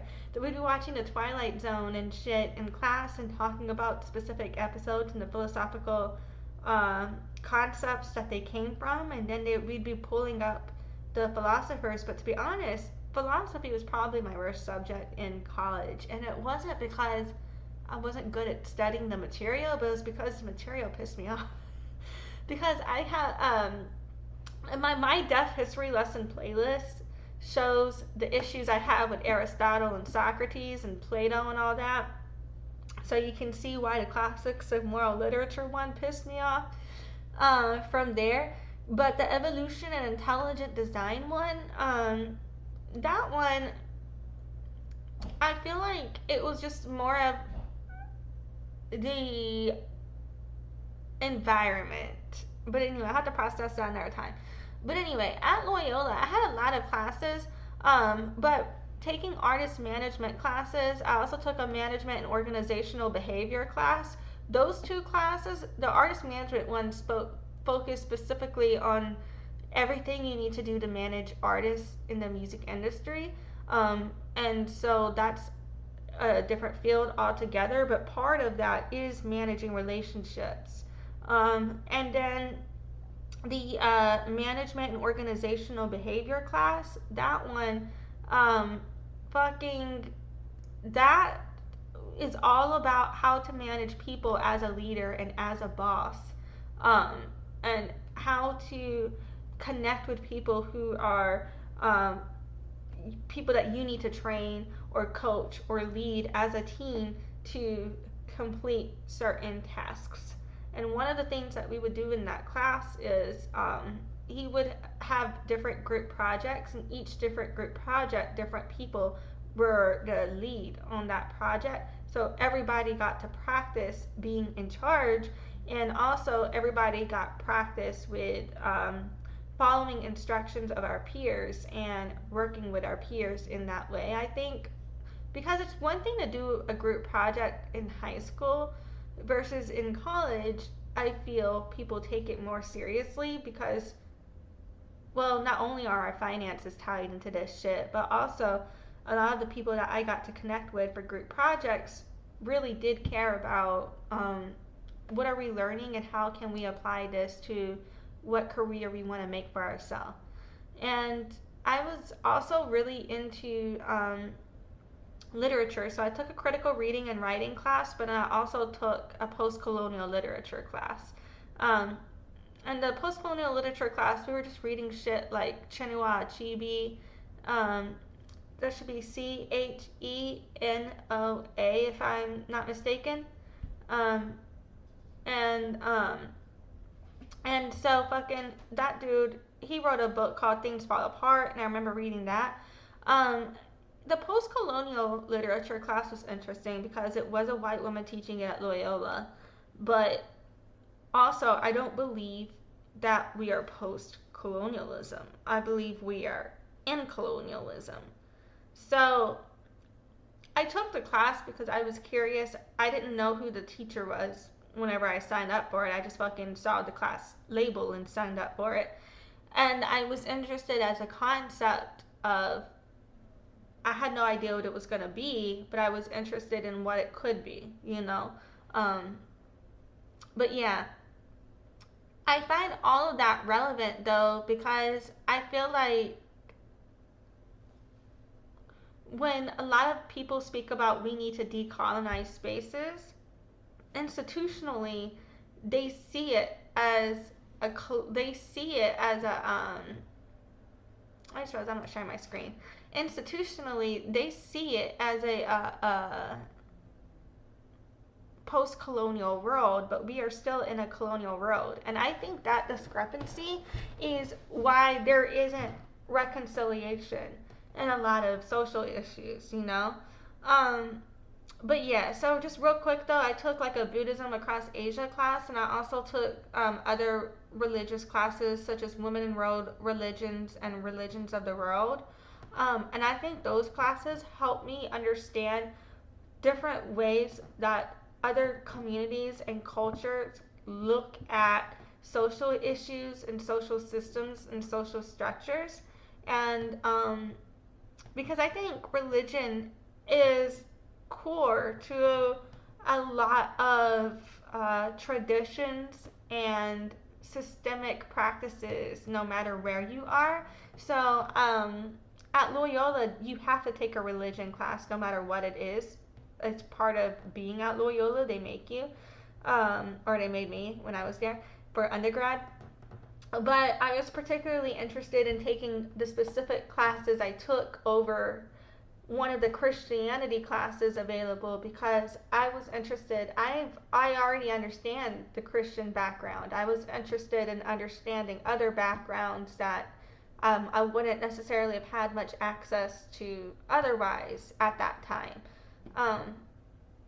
And yeah, fucking, I think that's something everybody should consider doing in their own way, you know, look into how, like, all of the time, I think it's good to be engaging with people of other nations and learning about their stories and their lived experiences. I think it does help you work with people better to understand where other people come from. But yeah. So I also took digital audio production and electronic music production. I also took a festival production class. Let's see here, as well as intro to music technology. And I took a music industry musicianship, music internet technology, and recording studio techniques. And all of those classes, I learned a lot about everything related to the technical side of not only marketing, because I learned how to build and set up websites in college through these classes, but I also learned sound, and I learned a little bit about lights, but honestly, when it comes to light and filmography, that's my weak spot with knowing how to do it. It's not that I can't do it, it just takes me a little more time to process it and figure out what buttons to press and how to do it, you know? So I just need to test with it first. But with sound, with the way I've been trained on sound, I can go to any mix board and start fucking with that bitch and get going, you know, real quick. Um, so it's about the way my mind works, like, and about what I've been trained on as well. Like, I've been trained very heavy on an audio focus when it comes to recording. But I also do have some experience with the visuals, obviously. Look at these fucking live streams. But, fucking, my background, though, in those classes gave me a lot of training for the professional side of documentation, and systems for how to do these things so that anybody can step into the room and pick up. They don't need to look for shit. They know how to do it. They know where everything is. It's in a binder for them. They can just open up. It's right here. Oh, okay. And I'll show you more later an example of a chart of how we would map out sounds for Jazz Fest. So you can see how, I'm going to show you how Jazz Fest, because I recorded, with my recording studio techniques classes, I got to record Jazz Fest Live 2016 and 2017. If you've ever listened, oh, I just knocked my earring off. I'm going to take these off. If you ever listen to a Jazz Fest recording, there's a chance that I might have recorded it, you know, from 2016 or 2017. Like Big Frida, I recorded that set, if you've listened to it. That was me. Fucking things like that. So, I'm going to talk to you guys about how we did that. Because it's pressure, because you only got one shot to make this recording. Recording a live stream and other things like that is more easy because I can shoot as many times as I need to. But yeah, so I took those types of classes. I also took a global environmental crisis class, and that was all about environmental sustainability, and I'm actually really glad I took that. But basically, what was that meme where that dude is like, the earth is on fire? That was basically that class. But yeah, so, and the global history class I took and the Greek art and archaeology class I took, I think both of those helped me understand the way society came to be. And the How Money Changes Everything, this book or whatever, talks a lot about, like, it goes all the way back to like the Byzantine, am I saying that right? Empire type shit. And so that book actually kind of backs up and matches some of the events that I was learning about in these other classes as well. But looking at understanding these two histories of our society and community helped me understand the history of our economic systems, the history of the buyer-seller relationship, because a lot of things about marketing haven't changed. Like the very first examples of branding are found in Greek art and archaeology, where they would brand their potteries in terms of what we can identify as a specific marketable brand logo, where people would look at that picture and know that they could go buy some shit from that bitch and it would come out good. You know what I mean? Like that started back in Greek art and archaeology. And I wouldn't be surprised if indigenous people had their own way of that too, but I just am unaware of it because I'm unaware of it within my own people, and I'm ignorant to the history of other people. But if you are a Native American and you know that about your people, please let me know. But anyway, so I took like those types of classes, but I also took like intro to business, intro to finite mathematics, music industry studies, the legal environment of business, legal issues in the music industry studies, like music finance, the music marketing, principles of financial accounting and microeconomics, and the strategic brand management and talent buying and venue management. Those types of things help me really hone in on learning how to do marketing. That's how I got my business administration minor with my music industry studies major, because I was really focused and obsessed with understanding how to build a successful business, but I didn't want to just build a successful brand. I wanted to understand how I could build a successful team. Because, like, and especially after I've graduated, something that I processed, with the loss of my sense of community, building a business, building a brand means nothing if you have no one to share it with. So yeah, I wanted to talk about that experience. I just realized I had previously pulled up a picture of my I had previously pulled up a picture of myself and my little sister at my dad's shop, but now I'm not sure if that even showed up in the stream, which is kind of funny to me.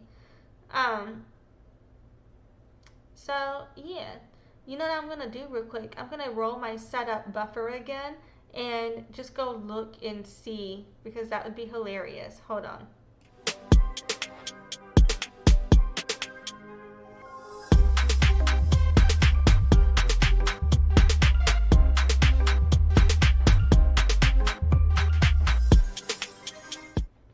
Okay, I went and looked on my phone. I totally showed it. So I realized that I wasn't showing you guys my LinkedIn or whatever when I thought I was. So then I was like, wait a minute, I had talked forever about my dad's shop. What if I wasn't fucking showing it? And so I went and checked real quick. Anyway, so back to this. So I want to go over my experience real quick. Like, why do I keep saying real quick? Forever and ever. Torture forever. I'm going to go over my experience a little bit. I'm not going to read all of this shit, but I'm going to read you some of the highlights here and just show you some pictures. So, I have a review here from Katie Budge. And you know what? I'm going to show you more of this information as we go over my resume and when it comes to me learning how to communicate my value. So, Katie Budge, she was the Howlin Wolf's former marketing director and production manager, as well as Rebirth Brass Band's former PR and media manager, and I did some work for her in 2016. And that was right when I had graduated college, and so I was really looking. I had been doing business as Deaf Child since 2013, my freshman year of college, but I was really looking to take off on it more and to build more of a name for myself, and I did some work for her. And so the review she left me was, Lexie and the entire Deaf Child name are a huge asset to anyone looking to promote within the New Orleans music scene. She herself is a dynamic, reliable, efficient, and extremely knowledgeable person in the scene who will only continue to become more successful as she gains experience in the industry. My original inquiry with her was to run an online street team to promote an upcoming show, and she went above and beyond to help improve our entire social media coverage on all platforms, as well as take part in the grassroots marketing and recruited others to do the same in a matter of days. Deaf Child is completely invaluable. If you want the job done correctly in your promotional efforts, you've come to the right place. A review from singer Julie Doe that I met at college. I actually filmed her video at college, but the review she left me was, Deaf Child, also known as Alexis, has filmed my music video, helped me with my marketing, and knows all the ins and outs of the music business. Knowing her has helped me relax. I would recommend her to anyone who wants to become a successful artist. Go Lexie, keep it up. And yeah, some projects that I've done if you want to become familiar with a little bit of my work here. So I've done projects for 504 Experience, Chris Henry, Funk Baby, Horn and Tail, Howlin Wolf, Jeff Pounds, Jazz Fest, Nick Serena, Santa Barbara Records, Seriously Sik, The Con Law Firm, Treme Coffeehouse. So For 504 Experience, they're an event production and tour company. And so for them, I did some graphic design, I did some social media promotion, and I did Facebook events for. I organized and created Facebook events for their physical events and invited people. And I did printed handbills and brochures for them, and did street team work and got people to come to their events. I thought I could hit a next button. Oh, it's down here. For Chris Henry, he had a different website, but now he's got a new one. But I did a design for him with some of these elements on his J-Ink website.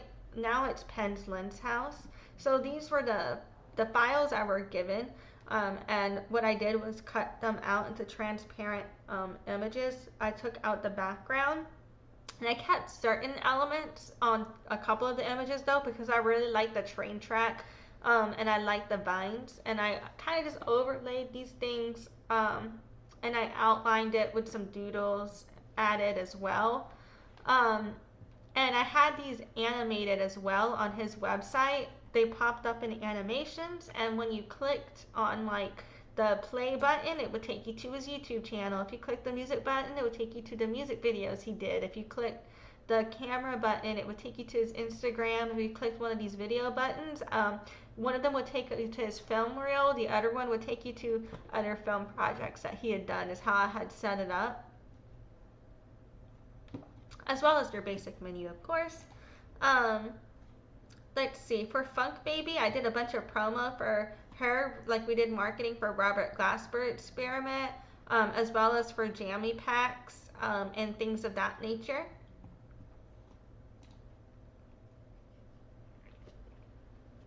For Horn and Tail, I did a bunch of shit for them. I did like a bunch of shit for this guy. So we're gonna come back to some of that shit again later as well. For Howlin Wolf, I not only reached out to them, like I started a relationship with them back in the day by booking with them, and then we got into it from social issues, so I'm not going to go too much into it from there. But they had reached out to me also to do shows for them that I did as well. So, yay. And then Jeff Pound's Photography, he wanted me to do some modeling or whatever for a boudoir shoot, so I did all of that. And then New Orleans Jazz Fest, I got to record some stages. That was fun. I got to do that 2016 and 2017. And I got to use different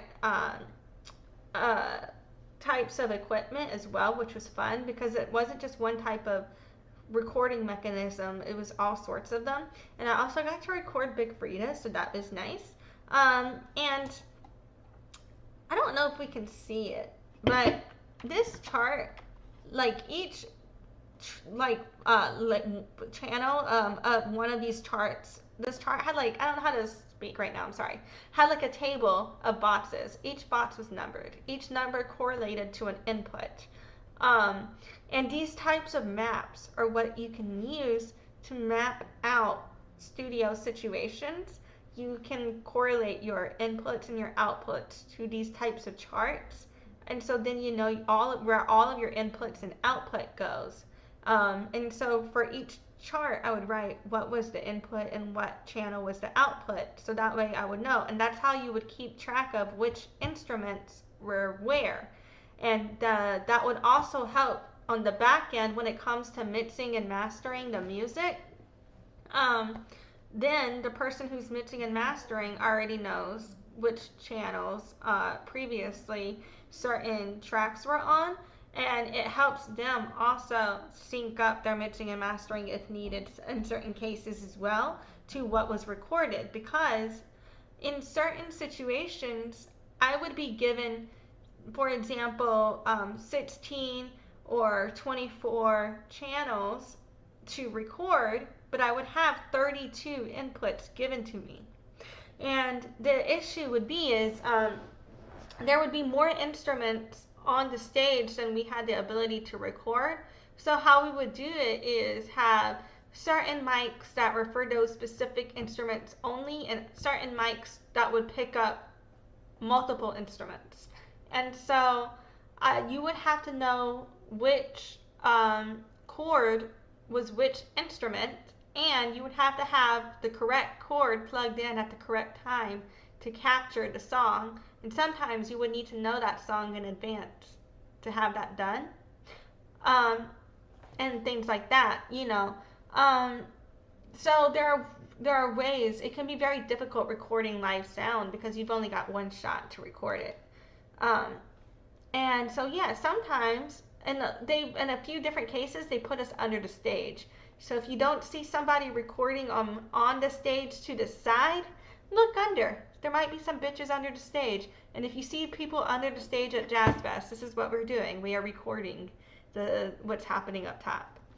And I was a short bitch, so they let me go under a lot because everybody else was struggling.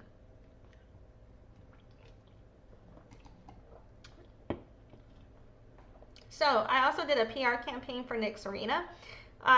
He was going viral at one point on TikTok because he looks kind of like Penn Badgley. And so he wanted to connect the fact that he looks like Penn Badgley to the fact that he's a musician, because everybody was looking up the Penn Badgley lookalike video. So he wanted, when people look that up, for them to find that he was a musician. So that's what I did a PR campaign to make happen. And let's see, so we got some placements for him on a bunch of different stations. What we did though was, for a cheaper campaign, we just did a temporary syndication that was relatively cheap compared to what it would have cost to get better placements, you know, for these types of things. But the reason we chose that was because this wasn't something that he could connect to an immediate offer. He just wanted to capture the attention of the people finding that viral, which was on his sister's page, to his music page, because this viral video calling him a Penn Badgley lookalike was on his sister's page, and he wanted to connect to him.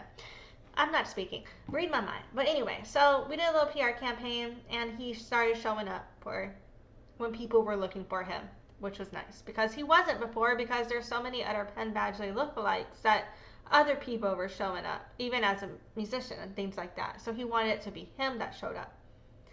I also did some work for Santa Barbara record label, which is how I got that Nick Serena client, because Billy referred him to me. Thanks, Billy.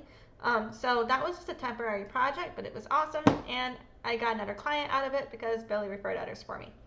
For Seriously Sik with Shah, I handled the website and all of the bookings in terms of the back end. So Shah would go there and do basically all of the heavy lifting and most of the sound setup with the cable management and everything. I would just help with it, you know, like be the extra little bitch hand. But so it was Shah running the sound and audio visual production, but I would be doing some extra assistance, and then I was doing all of the marketing and the back end and the invoicing and things of that nature for it.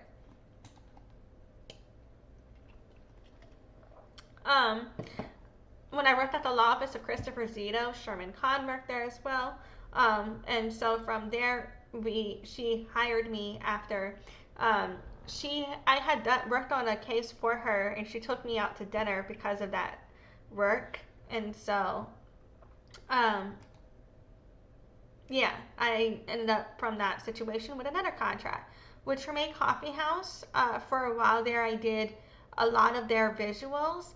Part of me wishes, you know, so whenever I was mentally institutionalized, this was one of the clients that I had, and then I basically, on their side, ghosted them because I stopped showing up. On my side, I was forcibly detained for a week, and then after that, I didn't really know how to be like, hey guys, I was in a mental institution, what's up? So I just kind of never went back, to be honest.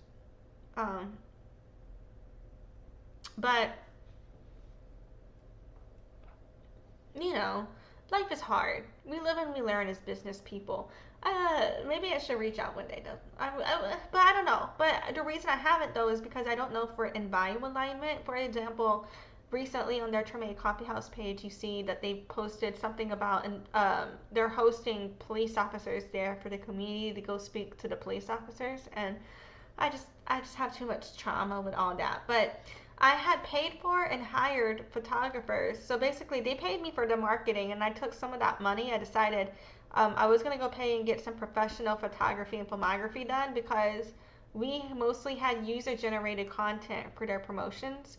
And so I put some effort in to make sure that they got some high quality production done. And this is Katie Sikora photography. Okay, that's it there.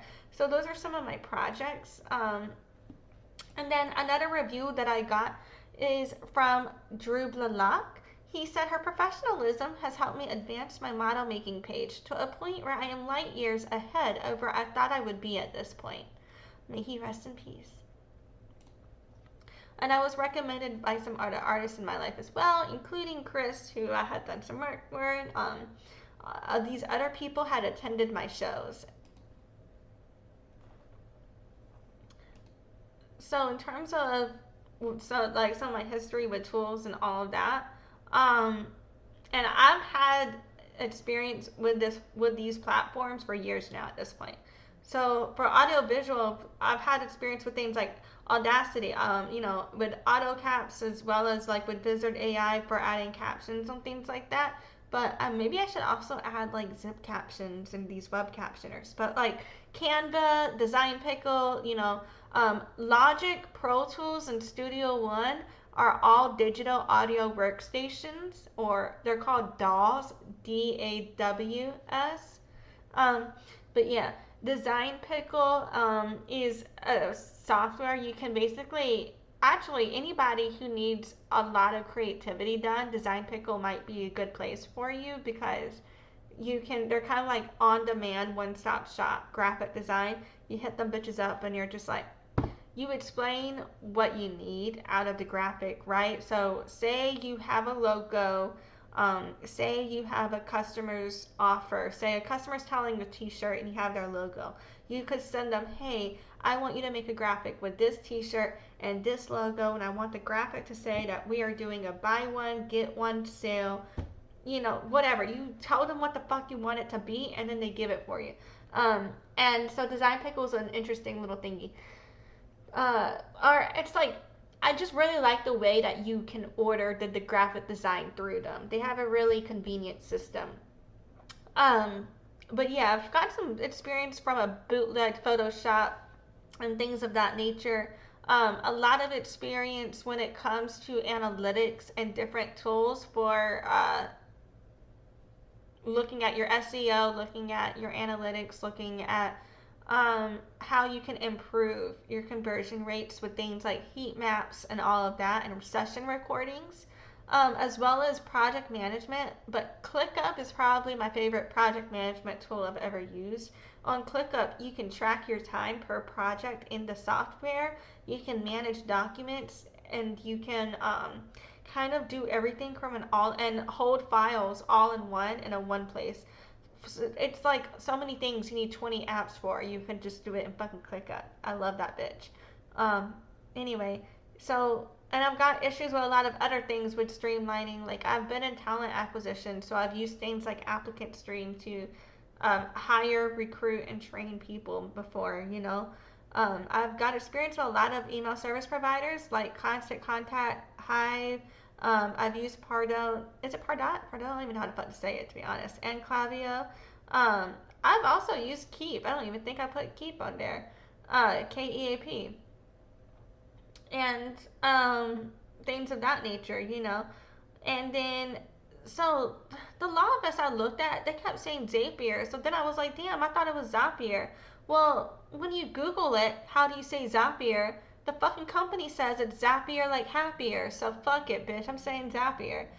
That tool is awesome. A lot of issues people have with integrations can be solved with Zapiers or webhooks, And then with web dev, like I've used the reason I'm saying all this shit is to tell you guys, like, I've used a lot of platforms that all do the same thing.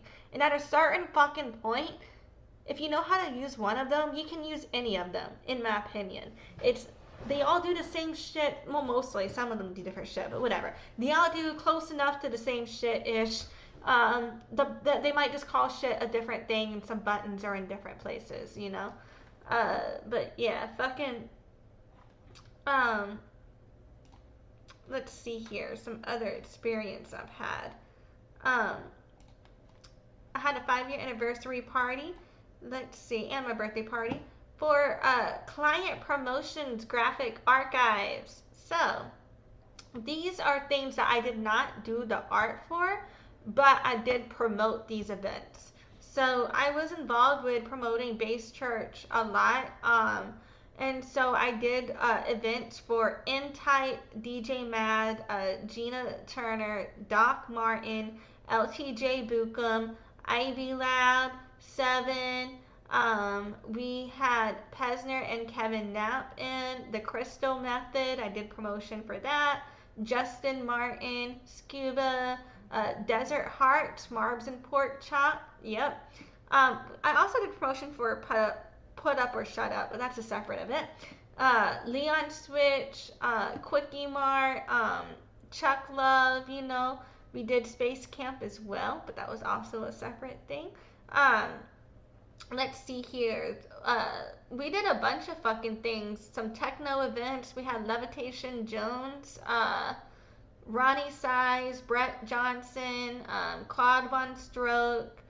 And these were all Erik Browne Unicorn Fuckers events that I did marketing for. So when I talk about, like, these are my events, these are my project, my shows, I don't mean that I think I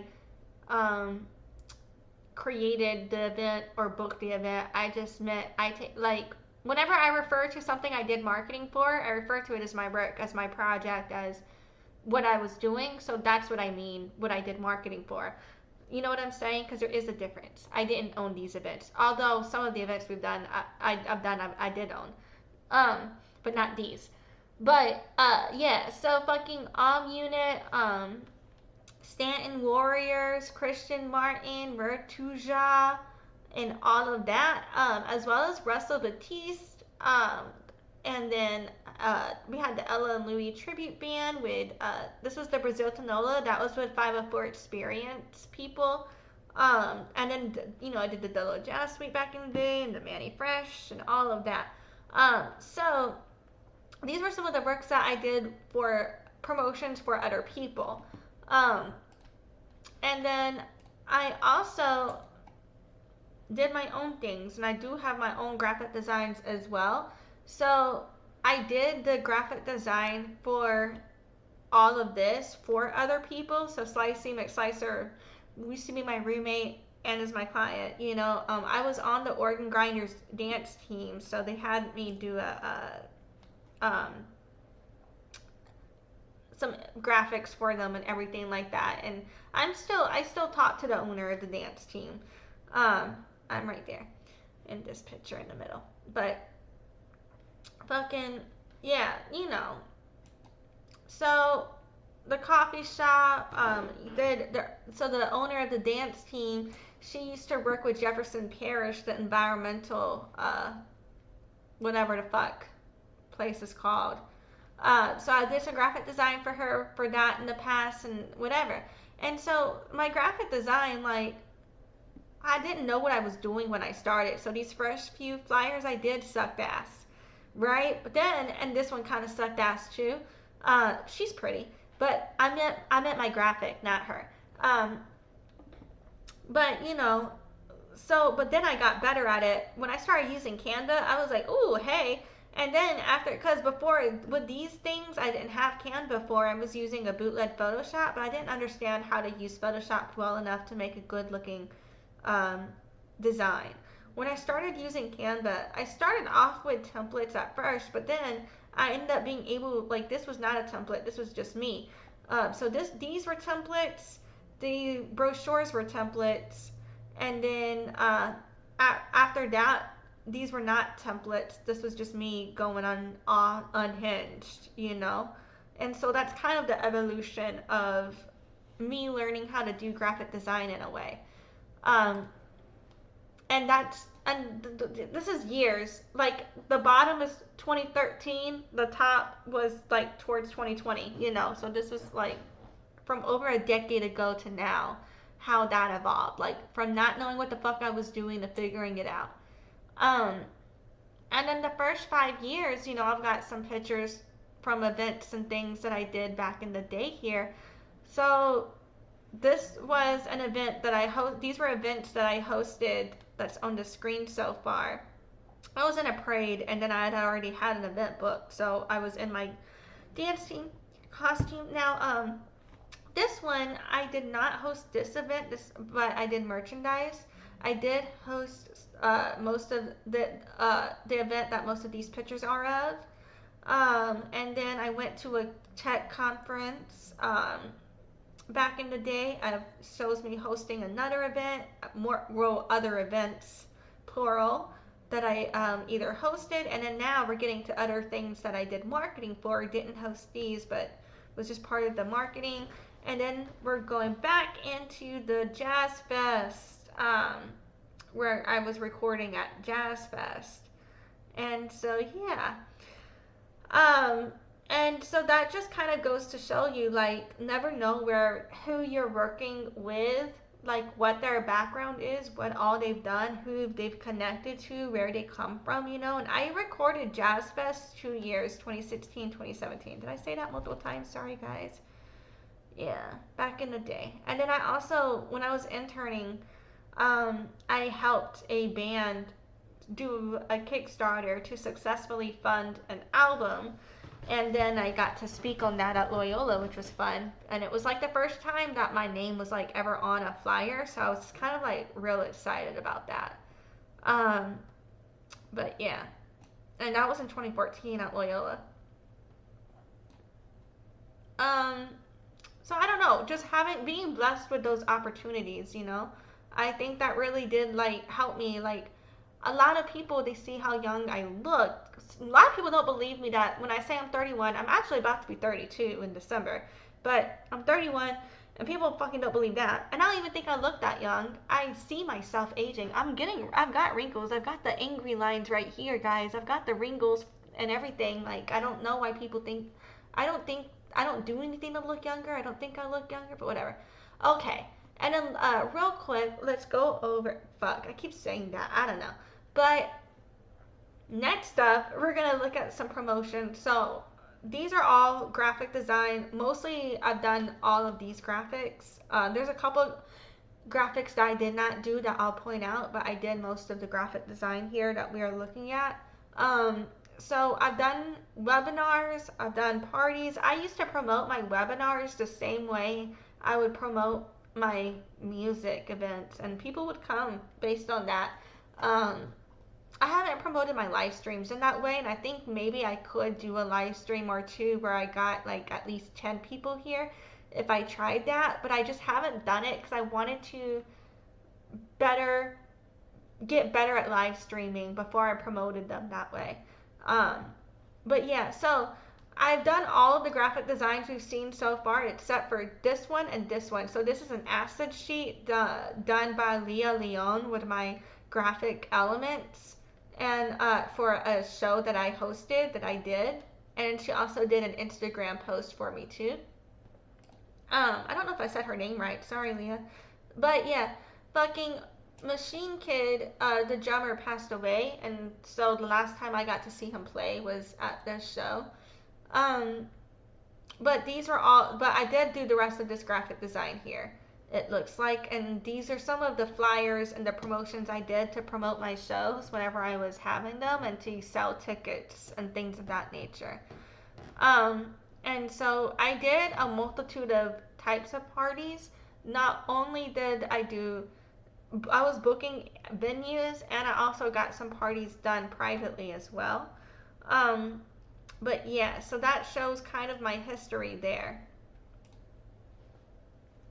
And then, since also like in conjunction with that, so I've been really good at marketing and whenever I'm able to match my offer from marketing with the correct, let's say offer from marketing, my lead from marketing with the correct offer, then I feel like I do really well with retaining buyers beyond social issues or political conflicts, you know.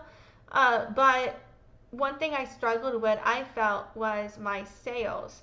And so my last role that I stepped into was in sales. And I have a beautiful relationship with Miss Chappelle still. She is one of my mentors. So she's the executive franchise sales director at Jani-King or Inman Enterprises. And she's the top saleswoman. So together, though, she told me, you know, when I showed up, she had like no leads in her pipeline. And so because of certain situations that were happening in the moment. And so we built up her pipeline, rebuilt her pipeline back from 0 to 1.5 million in 10 months. And she did all of those sales in terms of she's the one who closed at home. I just helped with the lead generation part, but she taught me so much about sailing, the fuck, about selling and sales, that now I am able to then do it myself, because she walked me how to do that and coached me and taught me how. So previously, the highest contract I had ever negotiated for myself was $15,000. But working with her, I started negotiating $45,000 contracts because she taught me how to do it, and that's what we were doing for the company. Previously, I also worked at the law office of Christopher Zito, so that kind of sets a background. So he also had a state bar complaint against him. If I remember correctly, I think he got suspended for 6 months. Y'all have to look into that though. I had nothing to do with that though. I just fucking worked there, man. But yeah. And then with Shah of Seriously Sik, you know, I live with him, so obviously we still have a good relationship. Erik, also known as Unicorn Fukr of Base Church, the review he left me of my work was, Alexis and Deafchild are incredibly helpful in organizing and managing marketing efforts, whether it be online via website, email, social media, and advertising, or via a street team. And so, yeah, he, though, was interesting because he'll call you and he's like, we're going out. And I'm like, the fuck? I am walking down the street right now. I'm not ready to go out. He's like, all right, I'm picking you up in 20. Okay, I guess I'm going somewhere in 20. You don't even know where the fuck you're going.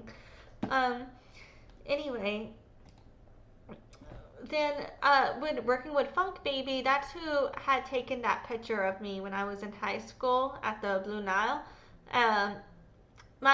So when I was in college, my internships were for 3 different places, and so Funk Baby was one, a band was the other, and Simple Play Presents was another. So I started off doing street team work for Simple Play in 2011 when I was a junior in high school.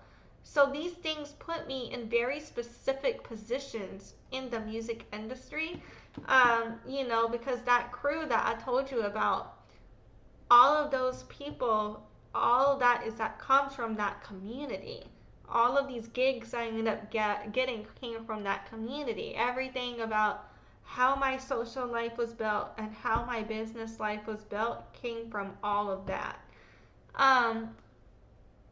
And so that's why I want to walk you through this journey, you know, why I walked you through how I started in the music industry and why I just kind of walked you through some evidence of my work in the music industry, is kind of to show you like how I built my life, how I lost my life, how I started off strong, feeling valued, thinking I had value, thinking I had community, to feeling devalued, feeling degraded, feeling like I had no community, to finding my way back again to a sense of community, to learning how to value myself and communicate my value, you know? So, yeah. I kind of want to, from there though, go into my resume. And I'm going to show you my old resumes and then my current resume. And my biggest issue with my resumes was I needed to learn how to communicate value. Uh, so, um, so if you want out of task roles and into leadership roles, what I needed to learn how to do was not to just be listing my tasks, because then they just see how much you can do and they just want you to do all those things, right? But if you put numbers on your metrics and you share how you made transformation for a company, the ways that you reduced risk, the ways you made profit, built team community, make them look good, how you taught or coached or influenced or presented to others, that's when they start to see you as someone who can strategically lead or guide the unit to a direction. So, for example, you don't want to say, well, you could say, but if you say you pitch a campaign, for example, it shows that you are asking somebody for permission to do it. Versus if you say you presented to executive leadership, it shows that you're in the room with executive leadership. So sometimes it could be an optics thing. And I, like I said, I've gone in my life about not giving a fuck about optics. So to a point, I do believe and understand how the concept of optics is just used to uphold colonialism. It doesn't really mean shit. We're all fucking human. Like, why does anybody care that I work from my bedroom? But based on optics, they want me to blur my screen or put a background on so I look more professional, right? Well, the same thing with dress. Why does it matter if I want to work in a t-shirt? But based on optics, if I put on a sweater, people treat me different. And it's just a fucking fact. Like, I don't. So, the fact that it is there, even if I disagree with it, is something that I needed to start um, navigating again, because, I'm not going to make it in this world, I felt, if I just completely stopped trying to be presentable. And I think the reason for that is, presentation has power. How you represent and how people perceive you does matter, because then that puts into their mind how are they going to have a relationship with you, whether that's as a mentor, whether that's as a friend, whether that's as a buyer, whether, that's as somebody who's going to learn from you. You know what I mean? But yeah, so let's see. I'm going to just go through the history of my resume. So the first version of my resume that I've ever done, straight out of high school into college, for every job I ever had, looked like this. It was some type of just basically a tea table. At the top I have my contact information. On the side I have the apps and the website, the software, and things that I've been doing. I've been putting the websites that I worked on, and lanyard extra stuff that I did, and I would have for experience and education, put in my college, put in some of the roles I had at different offices, right? And after this, well, first of all, I think there's an issue with my wording. I put brought in clients who signed contracts for 55 of total revenue in last quarter 2020 with an $1,800 marketing budget on ads and email. Well, first of all, I only ran one digital ad campaign. That wasn't it was the only digital ad campaign that we did, but it wasn't the only source of advertising that the firm did. The firm focused, Chris's strategy, I'm gonna just say it, focused more on letters and direct marketing. but which I think can be done well if used correctly. But he did let me do one digital ad campaign for him. And so that one did really fucking well. And it was a foreclosure campaign. And the reason that this foreclosure campaign did so well, though, there was a moratorium on the foreclosures. So you would think that it wouldn't do well because legally the government couldn't take your house at that time. But what we did was we hit very specific pain points, you know? We used the very last letter you get before you take your house is called a writ of seizure and sale. So I was running ads specifically targeting that keyword and other related keywords, but that one was my favorite that we got results from, you know, like, and it worked.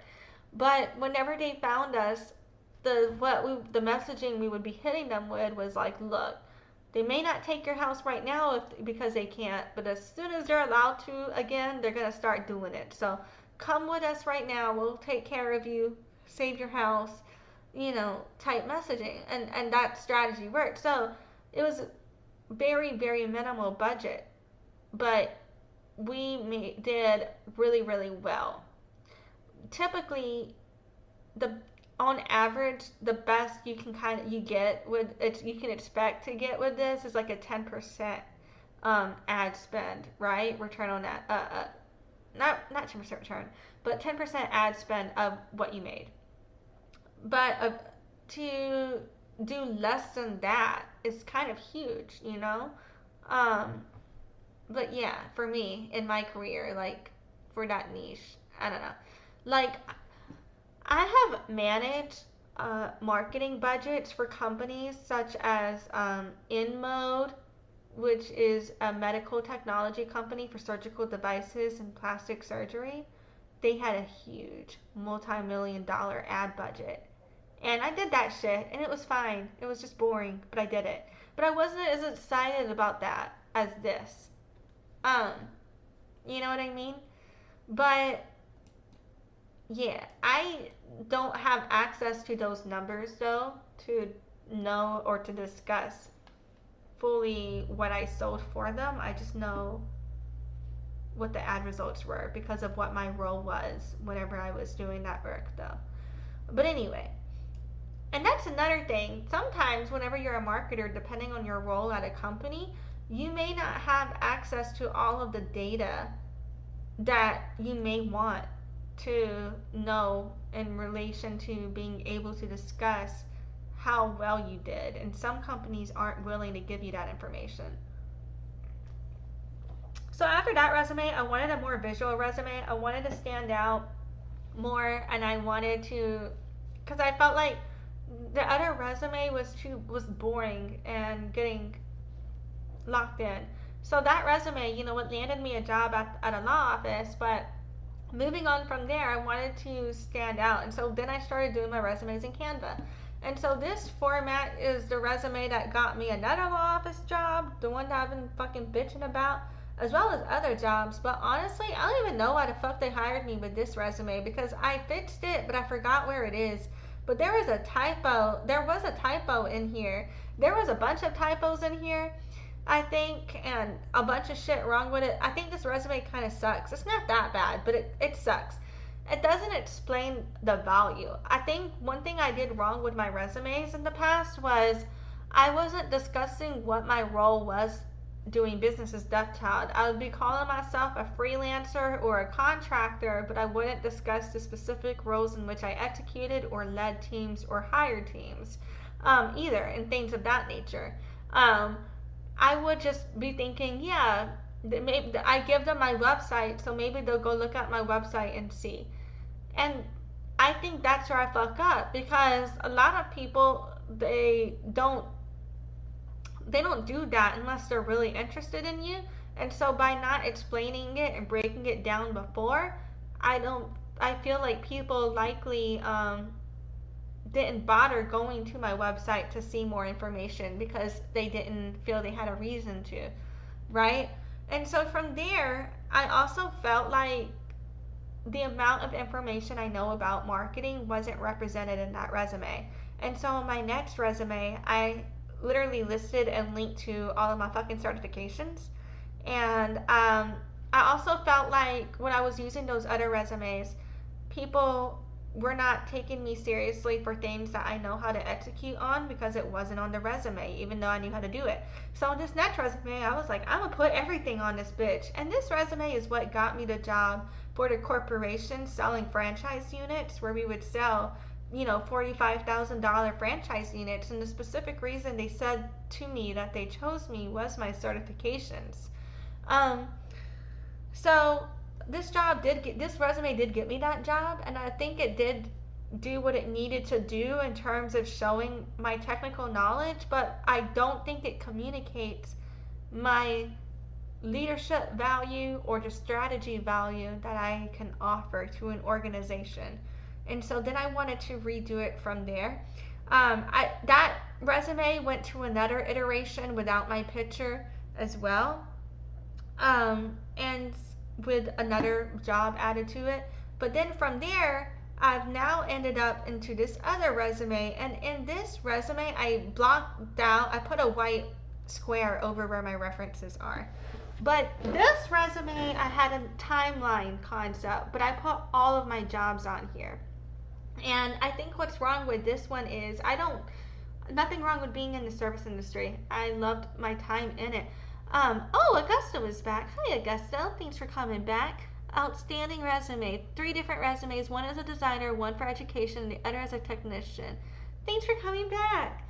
That's awesome. I really like that. You see, yes, so I used to have one resume for the service industry and one resume for marketing and sales.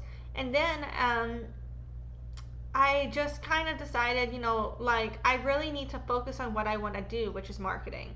I'm glad I spent the experience I had in sales and customer service, because I think that makes me better at my job, to understand particularly not only the entire user experience, but also the marketing to sales handoff and connection, but and for full funnel growth.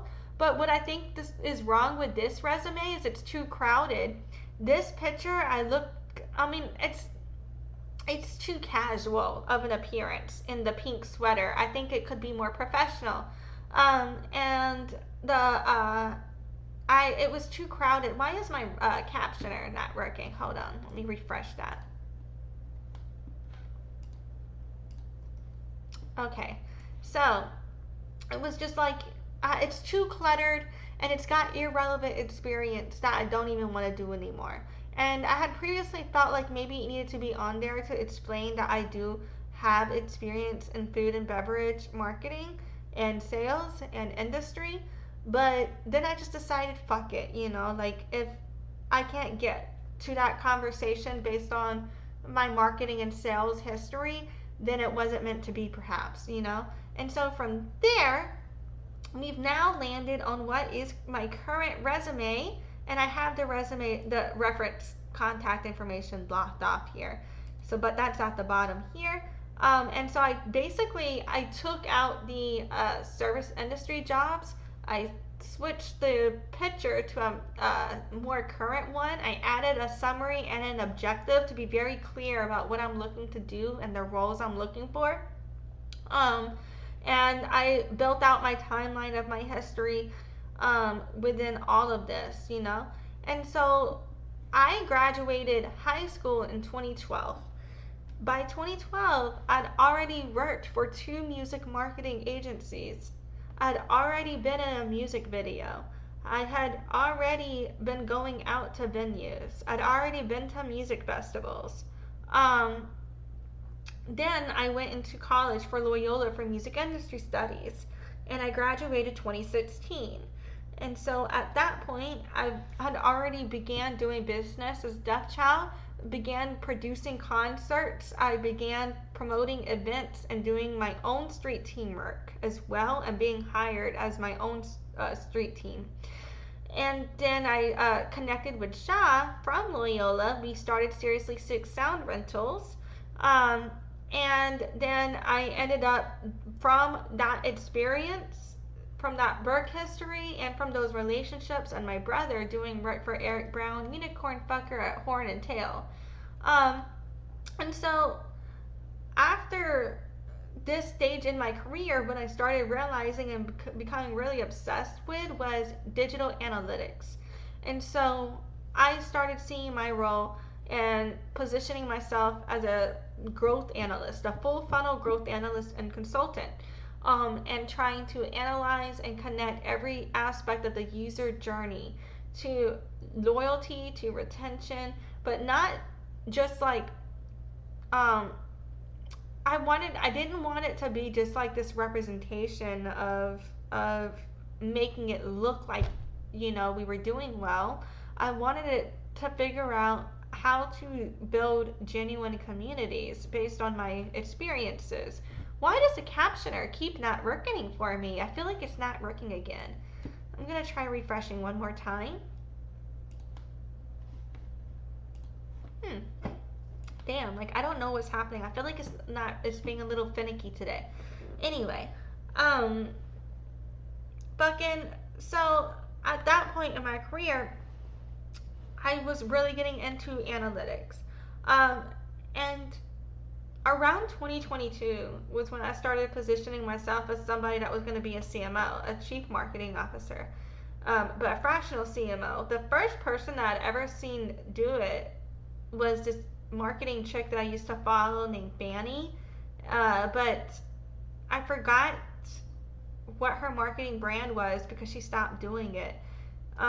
But she started teaching yoga and getting into concert promotions, if I'm not mistaken. So she stopped running as a digital agency, but she used to do digital marketing, and her name was Fannie. And she's the source of where I started learning about consensual sales and permission marketing as a concept.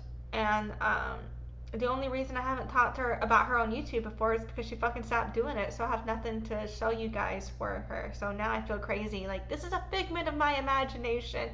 But me and her connected through Instagram and online. And so from that bitch, oh, Augusto said he was proud of my accomplishments. Thank you, Augusto. I appreciate you. I'm proud of yours too. You're amazing.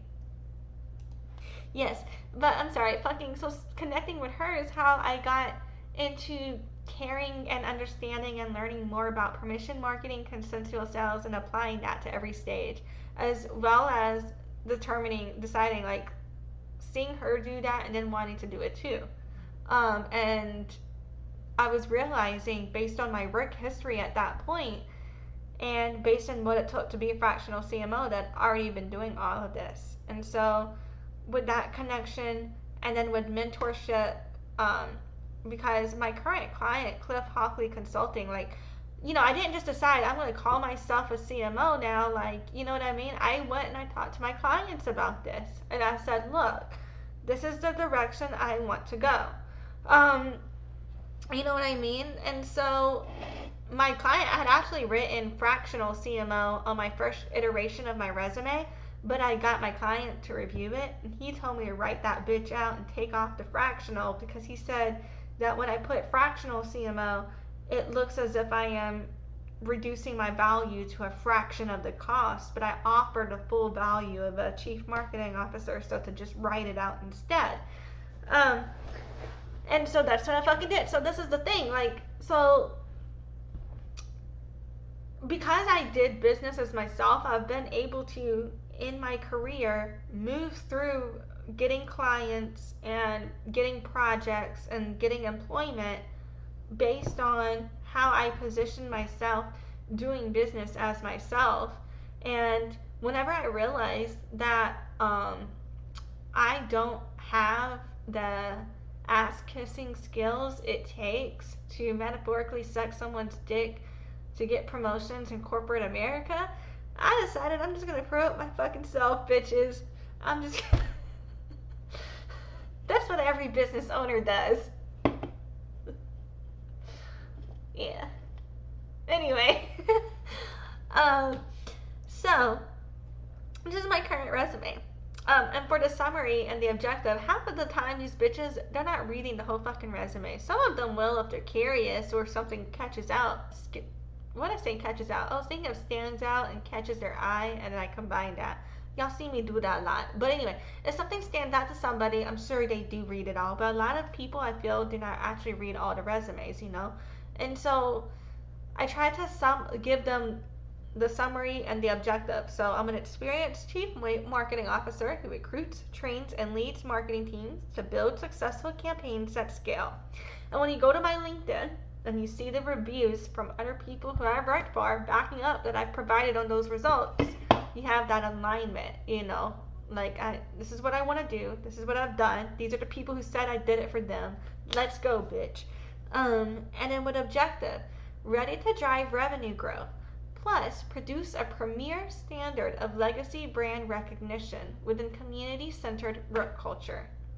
Boom, that's what I want to do, you know what I mean? So I think having that connection there, and being able to be in a place now, like, you know, a few years ago I felt like I had no community, even towards the end of 2023, even up till then. You know, I felt like I had no community, and when I was interviewing, at places, you know, back then, a few years ago, I was in such like a mental headspace from the trauma fuck things that I had been through, where I didn't want to be somewhere that didn't accept me as I am. And I also was letting people lead the conversation. So if they asked me a question, I would just answer that question. I wouldn't give them an answer that could make me look better. So they would, with my old resume, you know, so this is where the difference. So this is the one I have for being a barista or a server versus for getting in sales and marketing. I had two different resumes I was sending out previously for those experiences. But when it comes to, you know, Funk Baby and the Horn and Tail and things of that nature, you know, I'm like, they're probably not going to give me good references. I don't know, you know. I mean, actually, Erik does give me good references. I was surprised. Thanks, Erik. But, you know, like if you look into some of my work history, some of those people, and then you look into the assault in the community and me calling those people out after, a lot of those people I don't really expect a good reference from, because I was basically like, fuck, all of you suck my dick from the back. You know what I mean? Like, I don't know, that makes no sense. But, life makes no sense. You can't make any sense without community, because then you'll be broke. But, yeah. I'm spiraling. We're gonna move this bitch along. Something that I feel did heal me, though, was my experience at the last law firm. So I just showed y'all a picture of me and my last boss. Well, here is me and her at her birthday party earlier this year. I'm just going to play this little video real quick for you guys. So they're screaming at me, but I didn't even fucking realize it because the music was so loud, I could not hear her. So the lady yelling at me, I had no fucking clue until I watched this video. I was like, damn, I didn't respond to her once. Whoops. But basically, this lady was just screaming at me like, go Lexie and shit like that. And I'm just over here dancing. I can't hear a goddamn thing. I'm just in my own world.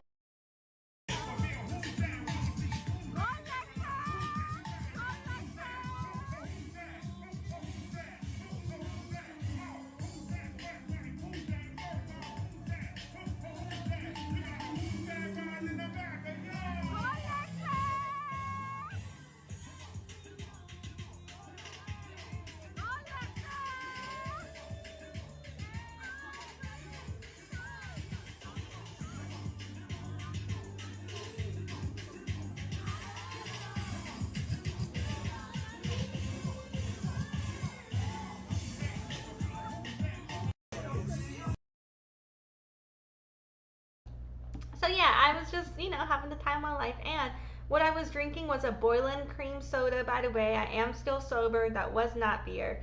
I was drinking a boiling cream soda, by the way. But I don't know if you can tell, because it just looks, I mean, you can kind of see the logo right there. It's a boiling cream soda. But this is a happy little bitch, okay? This was me at the last place I just worked at, and that was in corporate, 8 to 5. well, this is after work, but whatever. Fucking, but going from that place I was in to being able to experience, a work environment that was actually community centered was extremely healing for me. It was exactly what I needed to get back to feeling like me again. Between my assault, between my recovery journey, between me trying to get back into socializing again for it to be that experience that it was at the law office, was very difficult for me emotionally. But going from all of that to being able to experience the love and the community that I got from the next place, it kind of, there are moments in your life where that really, like, I don't know, like, would I have valued the community I found as much if I hadn't lost it before, right? Or things like that. I'm like, I I don't I don't know. Sometimes I think that everything in my life has led me to where I am now in a lot of ways. But yeah.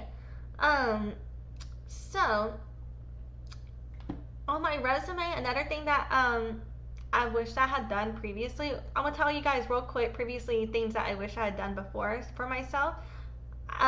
When I was working in service and sales industry jobs, one thing I wish I did was every time that you cash out the register, you can see how much in total sales you did. And I think every person in the service industry should start logging and calculating how much in sales they are doing. And put that shit on your fucking resume. I wish I did, because I know I was doing thousands and thousands in sales for food and beverage. Sometimes, depending on the location, I would just do 1,000 or so in a week. But then some locations, there were multi-$1,000 days for depending on what you were selling and who you were working for. Like, we would be responsible for a lot of cash. And so I think more people in the service industry and the customer service industry and the retail and cashiers need to start tracking and logging that total value that you're providing to the company and be putting that on your resume. Like, don't just put I was a cashier or I was a barista. You need to be tracking, like, I did $15,000 in sales in this month, things like that. You know what I mean? I think putting that will help you communicate value, and it's something that I wish I did before.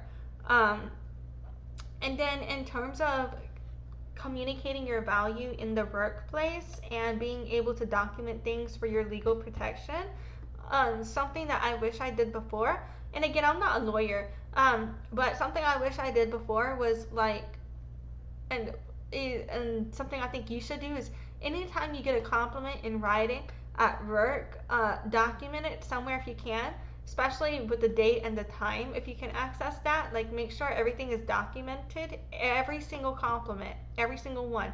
Why? Because then when they try and say that you're not a good enough worker, you can be like, well, you said you said I was brilliant, bitch. So am I or am I not brilliant? Things of that nature. Anytime you get any form of pushback or altercation, even if you don't think it means anything, you should document it the same way. So that way you can understand what your defenses are for those situations and understand what is anything they could possibly use against you. And then, in fact, so like, if you could just make different work discussion files and log as much communication as possible is what I recommend. All good things, neutral or miscellaneous feedback that doesn't fit anywhere else, questionable feedback or pushback, as well as bad shit. That's definitely things that make you look bad type shit. Document all of that and just have it on your file for your legal protection is what I recommend. So yeah, and like I said, I have this in my notes, but I just said it, but I'm going to repeat it again because it's in my notes. Fuck it. If you work in any sales-related position where you are in charge of transactions, document the amount you are the point of sale for each week and keep your resume updated with the total amount from each position. Even break it down as relevant. For example, sometimes if you're a server, for example, you might have percentage of wine sales or food sales, things of like that. print copies of your sales receipts and keep them for you too. You know what I mean? That's what you should do. In my opinion, is what I would do. I'm not an attorney. This is not legal advice. This is just personal advice that you can ignore. But yeah. So next up, I want to talk about issues that I had with producing up to my standard at that law firm. So, my disabilities, they put limitations on my ability to process like other people do, but it doesn't prevent me from producing nonetheless. And I only get anxiety if I'm not prepared. You know, I've never had anxiety for a test that I studied for. I've only had anxiety when I didn't study for the test. So if I'm prepared, I'm not anxious. Type stuff, you know, like, yeah. So I felt like when I was at that firm, I had an issue with communicating because I had asked if the studio was ready to go, for example, at one point, when he wanted to try recording. So he had his partner come down and try and record. But when we go to record, it turned out that the memory card was missing from the camera at that point. And I actually happened to find out on my very last day in hindsight, but it just totally irrelevant now, but who cares? But whatever, fucking, yeah, so there was like issues like that, right? Where for me in my head, I'm thinking it's all ready to go. I can just step in, turn on the fucking buttons, and let's do this bitch. Because that's how I have my computer set up here. Like, I don't need to do anything to get this set up ready. It's ready. I just come on, turn the buttons, here we go. You know? But that was not the case there. Like, I needed to find that card. I didn't know where it was then. But, like, so things like that where it's, like, outside of my control. Like, they had just moved. And another employee was there previously who had put things in certain places. So between those two things, how the fuck was anyone supposed to know where it is or that it wasn't ready yet? Because we're all thinking it's ready to go. So there are issues like that where, like, you know, I'm used to being the type of person where I'm prepared in advance. You know, like, I don't like going into something unprepared. So, yeah. Like, for me, I thought it was prepared because I didn't check because I didn't think I had to check. But I should have communicated to clarify if I should have been more on top of that, I guess. I don't know. I guess I didn't use the right words. But anyway, and then I also had an issue with wanting or needing to test footage to determine the signal flow and the inputs versus the outputs, or have access to files that map it out, like was the protocol at Jazz Fest that I showed you earlier. And I think that they said that they had hired someone to do that already, and I was supposed to meet with that person to find that information out before we left. But before we ended things, I don't know. But yeah, fucking but I still think about that shit too, because like all I would have needed was like some time to make them stand in front of the shit and test the equipment, and I could have figured that shit out. But it's like, you know, I feel like with the internet, everything can happen so on demand, you know, that nobody wants to go back to AOL dial-up. So people are very impatient. Like, I feel like with the internet, you can get a lot of instant answers. So people then treat humans like we can just give instant answers, and they don't give us time to process, man. But, or just time to figure some shit out and try some shit real quick. Damn. Because, like, because for me, I was, like, thinking, like, well, just give me a second with you bitches in here. We can figure this out. But with the way lawyers work, they're like, every minute counts. Time is money.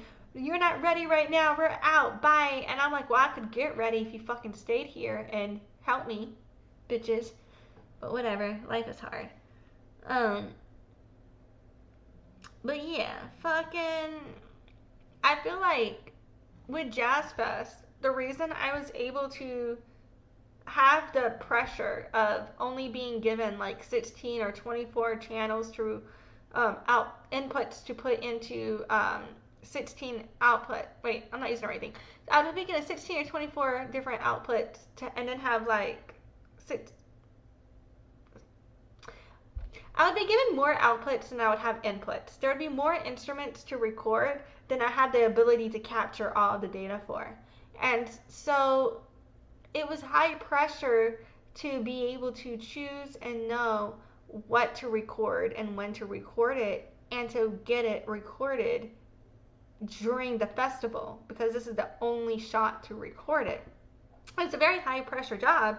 The reason that job was easy to do was the systems, the protocols, and the preparation put in place to make it easier with those types of mappings, the systems, the binders that we all had, you know.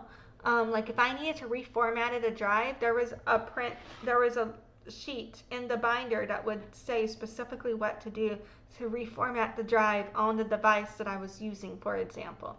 And so having access to that allowed me to be able to go into autopilot in a high stakes, high pressure situation because we were prepared. I had all the answers. I had all the tools. I just had to do. I could just go into autopilot. And so high pressure stakes do require support systems for long-term success. If I have emotional support, I can figure out structural support. If I have structural support, I can navigate emotional support. But without emotional or structural support, I have no resources to prepare with. So therefore, that's where anxiety comes in. But even when I'm anxious, I can still perform. I just need more time than if I had support, you know? But yeah. And so now I just kind of want to get into what are my goals related to speaking on my issues at the law firm. And in transition of that, I think chain of command is important, as well as command intent versus direct order. So in KEEP, for example, there was an issue with semantics because the CMO had told me to make a template. Well, there's two ways to make a template in KEEP. One of them is called template, and the other one, I forgot what the fuck they call it. It's called it's in like the campaign section. And the biggest difference is that the one that is called template is more of like a basic text editor, and it looks more simple, and it's typically used for back-end like receipts, confirmations, appointment confirmations, receipts, things of that like that. And then the campaigns are usually used for more dynamic visual. I'm taking off my fucking belt things. All of that. But yeah, so I didn't even know what the fuck the campaign was for because the way they operate there, they don't give you intent. They just give you direct orders, and then they want you to execute on the direct order. But if you take the direct order, then I'm going to go literal. And so she said make a template. So I made a template in the template section. Turned out she wanted a campaign. So, okay. That only takes a second to copy and paste the text into a campaign and slap a fucking photo on that bitch. So it wasn't a big deal. It was just more of like an example to me of issue in communication and semantics, right? And the difference with command intent versus direct order. So if she had told me that she wanted something, the reason she wanted it in the campaign portion instead of the template was she wanted something visual. So if she had told me from the beginning she wanted a visual template to use, then I would have known to go to campaign. But if you're just like, hey, do template, then I'm going to just do the template, right? If that makes sense. Well, in JROTC, they would preach a lot about chain of command, and following chain of command, when I understand it, I do respect it, and I understand because sometimes people will talk a lot about chain of command, but they don't actually have a clear chain of command. They're just using the concept as a tool to act like you don't respect authority, right? Even if you're just trying to figure out who the fuck you're supposed to talk to. But when there is an actual chain of command in place that is clear and that works, uh, fucking, I really enjoy it because I love protocols and procedures, because when they're ran by people who use them as they're meant to be used, it helps make everything efficient and it allows you to scale. It's how you're able to provide good results to a large amount of people, you know? Um, and so with chain of command, though, when it comes to command intent versus direct order, with JROTC, with marching, when you have to, it would be about knowing when to use a command, when to use which. So in specific cases, like when you're marching, those are always going to be direct orders, your marching orders, you know. And so um, so basically, for example, in we used to do knockout drills in JROTC, and it would basically be putting people in formation, and they call a bunch of commands, and if you fucked up, you're out, and the last person standing wins. Um, and so one of the things that they'll do is in different uh, different military branches use different commands. So in the Air Force, we would say, present arms, order arms, to salute and to stop saluting. But in other branches, I forgot which ones. I think it's like the Army and the military or some shit like that. They would say, hand salute, ready to. And so one of the things they would do for knockout drills, for example, to fuck with you, would be like, they would say, hand salute, order arms, and if you fuck that up, if you actually took your hand down, then they would knock you out because you're not supposed. That doesn't go together. You can only take your arm down if they say ready to. You know what I mean? Things of that nature. So doing knockout drills taught me how to follow direct orders, and not only how to follow direct orders, but how to not get tripped up when told another command. And then in those things, there's also learning about commander intent. Um, so, for example, when we're marching people, like if you don't tell people where you're going and you just tell them to march, they might accidentally go to the wrong place because they don't know where the fuck to go. But if you're saying,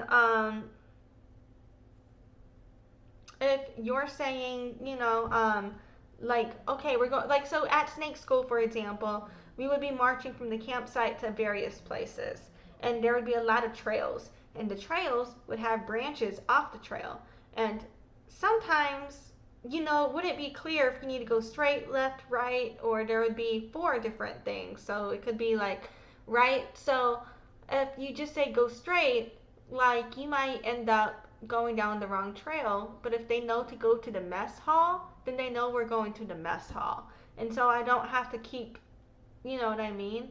I don't know if I'm making sense.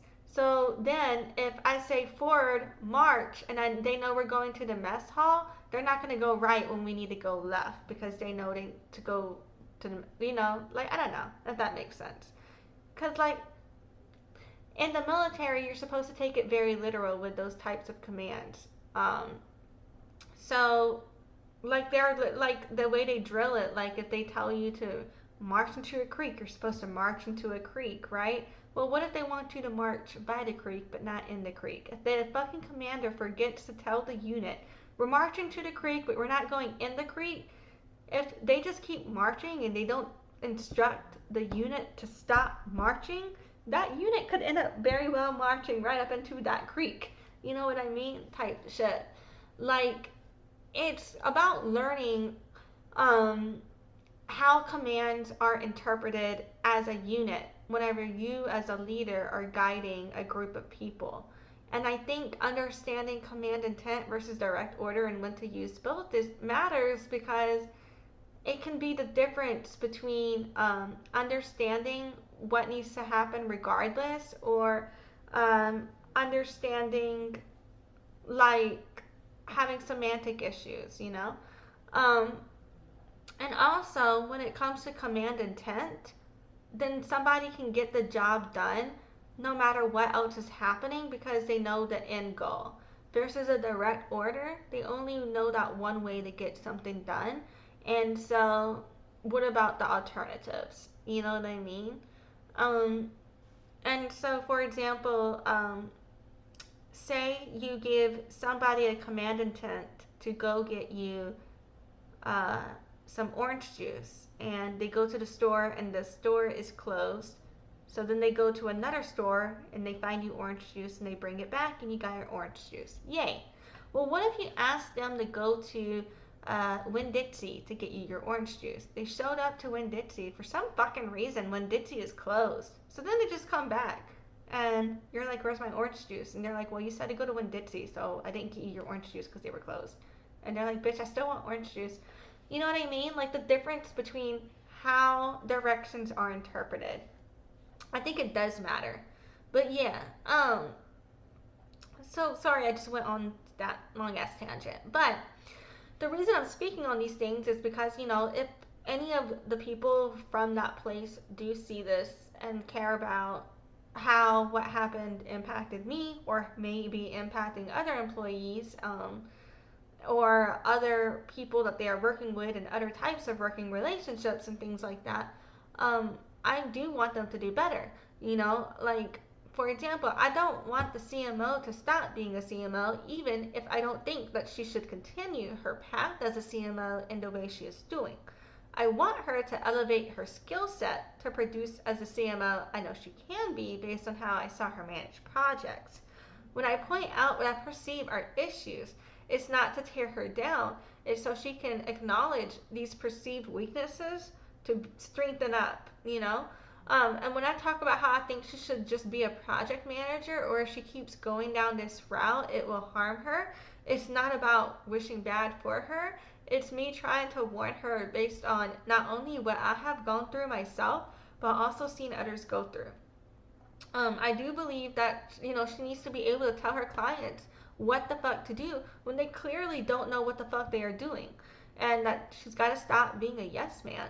And if she doesn't know what the fuck she's doing, she needs to step back and then go learn, and then step back in when she's in a better place, you know. And stepping back does not mean you're out of the game. It's just a chance to improve your skills to do right by people. And unless it does come to the worst case scenario that I've been warning of, then I truly do believe that if she does continue on this path without continuous training, particularly on the issues I've been speaking on, I do believe she will cause harm to other businesses and possibly her own irreparably. So yeah, and the same goes for the managing partner as a lawyer. And the reason I feel HR should not be in that role anymore is because of her abuse of that authority to harm others. I feel she is just as much a liability for companies as she is for employees. I feel her response to me if she worked in any other organization would have lawyers jumping to take the organization down, and that her working at a law firm is the closest thing to a shield she has, but the law firm can only cover her for so long if she continues this way. Eventually, the law firm will have to choose between a relationship with her and the best interest of the practice. If she was bold enough to put what she put in writing to me, I believe she has treated others this way to get to this point, as these types of legal infractions are typically escalations in my experience, if I am correct about that. I believe she should be placed in a role where she cannot cause damage to any company or employee through authority over legal issues or over employees. The reason I feel that the managing partner could still be a good lawyer, despite being a piece of shit to me and two-faced and stabbing me in the back, in my opinion, is because at least this dip fuck is smart enough to cover his ass, which I think can be useful as a defense attorney if he doesn't lie himself. I do believe all people have a right to legal defensive strategies. However, if he condones others to lie, which is, I believe, what happened to me, then I do believe he is at risk for misrepresenting his integrity as an officer of the court, or possibly representing it as unintegrity. But yeah, I believe he should stop.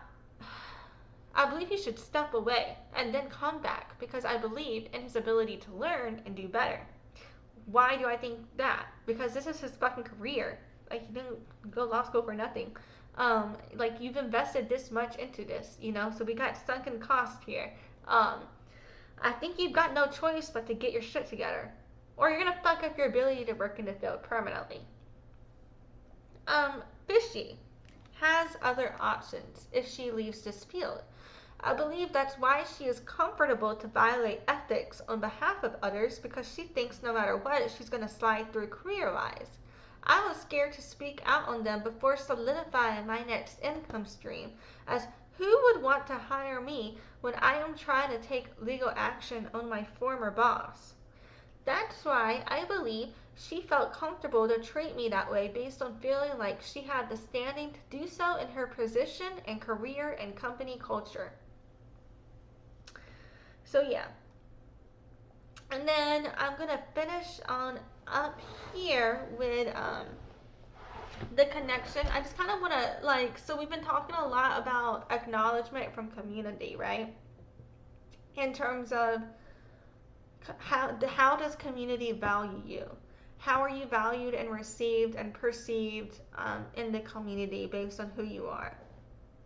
And so now I want to wrap up all this discussion by talking about community and my heritage. But before I do that, kind of in between, what's very similar is the moving goalpost of being a business owner. So when you're trying to start a business, your first goal typically is to make enough for you to get by, and then to make enough to expand your team. But if you make enough to get by and then have other expenses, so you need more money, people will treat you as if all of the work you've done isn't valid, you know? And I think there's also a moving goalpost of being indigenous. On one level, I do believe in the safekeeping and gatekeeping that is done when it comes to indigenous identity, wholeheartedly. On another level, I believe that the concept of classifications on indigenous identity come from how natives got reclassified as either black or white based on things such as the Racial Integrity Act, things such as Walter Plecker and Nathaniel Bacon. I believe those histories from racism, where they tried to rewrite who we are, and which is how a lot of people who are actually indigenous got labeled as white or black on censuses. Is it just singular, plural? I don't know. I don't think I said that right. Sorry, guys. It's because of indigenous erasure, right? But that doesn't mean that every fucking white person, for example, is indigenous. It just means that there can be some indigenous people who were reclassified racially. But you have to have your ancestry validated by the tribes you descend from. You know, you can't just say, like, we're all Native Americans now. No. You have to know your ancestry. You have to have a community connection. You have to have a cultural connection. I do believe in those things. I think that the moving goalpost of indigenous identity comes from white people trying to take away land rights and trying to gain ownership and control of resources.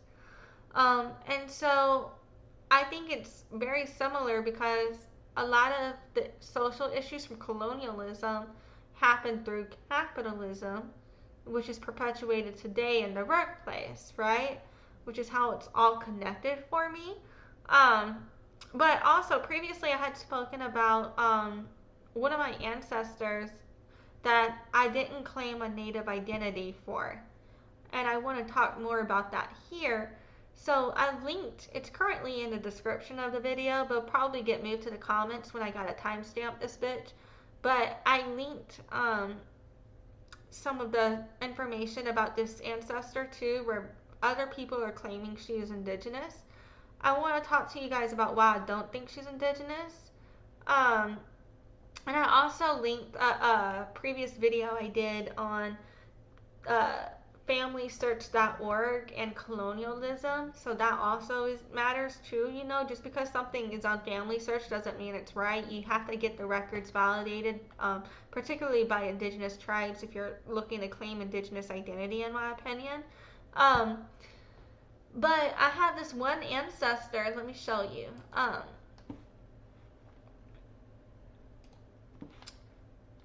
Fannie Anne Mann, she is my 5th great grandmother.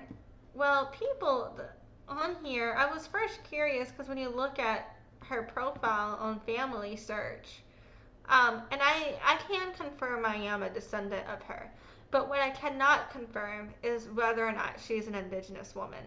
Other people have put this source in here, let's see, claiming her as indigenous. So in here they put the Ramapo Lenape indigenous tribe symbol here, but then in other sources she is claimed to be Tuscarora. So I don't know where she's from, but I think my granny looks a lot like her, and honestly, I think I might end up looking like that when I'm old, to be honest. But yeah, so then her and her daughter married into a fucked up family as well.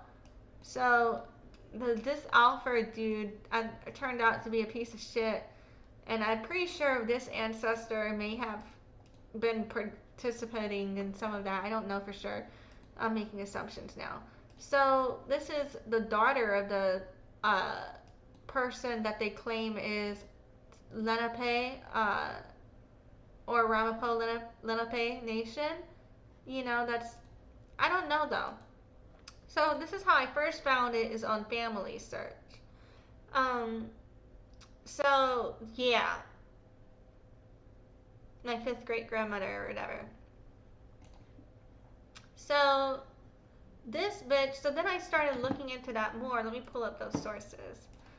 So from there, I was curious. I was like, why the fuck are people claiming that she's indigenous? And the rest of my ancestry, what I actually claim in terms of being Powhatan, I have the evidence for all of that. I've got access to the genealogical records. I know for a fact their ancestry DNA testing, not from like the ancestry webs, like whatever those things. I haven't done one of those. I haven't done a chromosomal like GEDmatch DNA test thing ever, but I know from our tribes, members of our tribes did DNA testing to figure out the relatives, because there was an issue. People didn't know if certain people were actually related to us or not, and there were different discrepancies in some of the historical records that could determine whether or not certain things were true. So they decided to do DNA testing to verify the accuracy. And so from genealogical records, from historical records, from DNA testing, from all of that together, and from my tribal historian confirming, I know that lineage. I do claim my Powhatan ancestry. But I don't, when I look, I don't claim the blessing, because when you try and find sources on it, the shit I see is somebody saying that she was rumored to be Indian. If you are indigenous and you are calling yourself Indian, I understand. And I've said before, I do accept the American Indian identity, because I fully believe that if we don't identify as that, they're gonna just take away our rights, because that's how they identify us. That's how we have rights under treaties. well, what treaties are left to try and uphold whatever, you know? That's how we have rights. But yeah, if it's a white person calling indigenous people or Native Americans Indian, that has no ancestry, I do find that problematic. Um, so that can typically be a sign often of not having a connection to indigenous community too, to kind of broadly use that term. You know what I mean? I don't know if I'm making sense. But at the same time, I know like a lot of indigenous people that do call themselves Indians, and I'm like, I don't know. So different members of my tribes call us Indians as well. So, but I think it's one thing for Native Americans to accept that identity versus being called it by white people. But yeah, so people were saying that in here, that somebody found that they believe she was Tuscarora native in full or half, but I don't have any sources for that. It's just people commenting. And the fact that they're saying Indian, and on Family Search she's labeled as Lenape, but now they're calling her Tuscarora, that to me, tribe hopping is a sign of pretendianism. So is using racial slurs against indigenous people. So those two types of things are concerning to me because it's like, I think they're just making shit up. I don't know. So, you know what I mean? So yeah, fucking, they say that this other website, they listed her as a member of the Ramapo tribe, Tuscarora. Um, and all of that.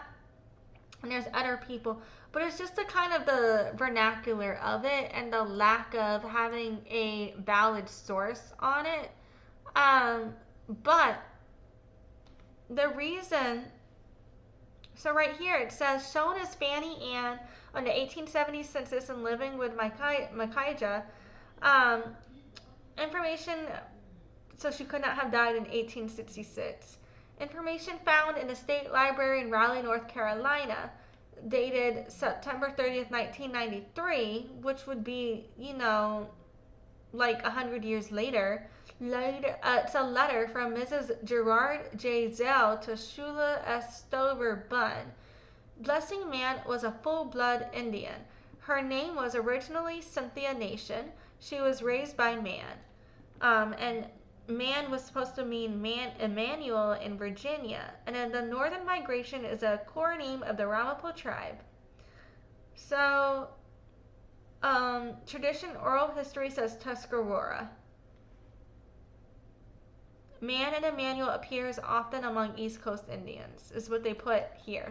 Is apparently is what's in like a book or some shit somewhere.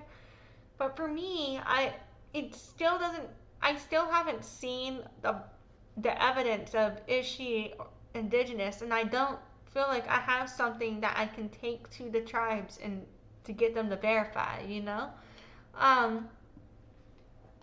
So yeah, there's like a whole find a grave thing for Neshoba County for these ancestors as well.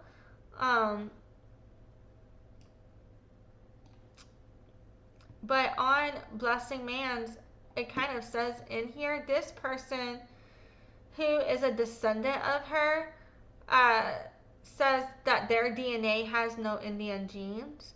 So on one level, that does kind of back up in my opinion, where I say like I don't think that she's indigenous, and another person's like, yeah, I'm a descendant of her and I didn't test for any indigenous ancestry. Part of me is like, well, but at the same time, she is like, if she's like a 5th great grandmother or whatever, the ancestry goes so far back at that point that because of the way genealogy works, it can be possible that you're a descendant of her and not have inherited her genes. And she could still be indigenous and he could still be a descendant of her and he just didn't get those genes passed to him. That is a possibility. But at the same time, if you know, I don't know the ancestry of whoever fuck wrote this, but depending on that, you know, perhaps it's just further proof that she's not, you know. And the reason I am going both ways is, even though I don't believe she's indigenous, I don't want to completely rule it out, because I do believe, with what I know about indigenous erasure, it is possible for her to be indigenous, but I don't have facts or evidence to prove she is, so I don't think she is. You know what I mean? I don't know. Yeah. So on Pinterest, some bitch posted a picture of her and they labeled it Trail of Tears. But what I don't understand is, if she was Tuscarora or Lenape, um, then would she have been in the Trail of Tears? Does that make sense with the history, or am I wrong for questioning that? But on Pinterest, she's labeled, it's a picture of her and it says Trail of Tears, Cynthia Nation, also known as Blessing Man Viverette, Choice Nut Swamp, Wilson, North Carolina. 100% Tuscarora with some possible descendants in the Wampanoag tribe in New York and New Jersey. So previously we've seen some bitches claim she was half. Now we're seeing some bitches claim she's 100%. I don't fucking know. You know what I mean? And I think that's it. I think that puts us back here now. Yep. So, yeah, that just goes to say, like, I don't know if she is Tuscarora. I don't know if she is Lenape. There was a Facebook post on her that I thought I had. Let me see if I can find that.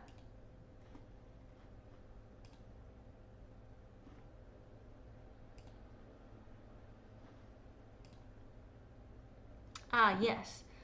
And so, found it. On Facebook, they have her over here, like, it says 5th great grandmother Cynthia Nation, also known as Blessing Man Viverette, 1785 through 1870, Toisonot Swamp, Wilson, North Carolina. 100% Tuscarora with some possible descendants in the Wampanoag tribe in New York and New Jersey. So, it's on a Facebook page that is just called Tuscarora, but as far as I can tell, I don't know if this page is associated with the actual tribe or not, and so that I'm not sure. It looks like it's related to an artist page or a band.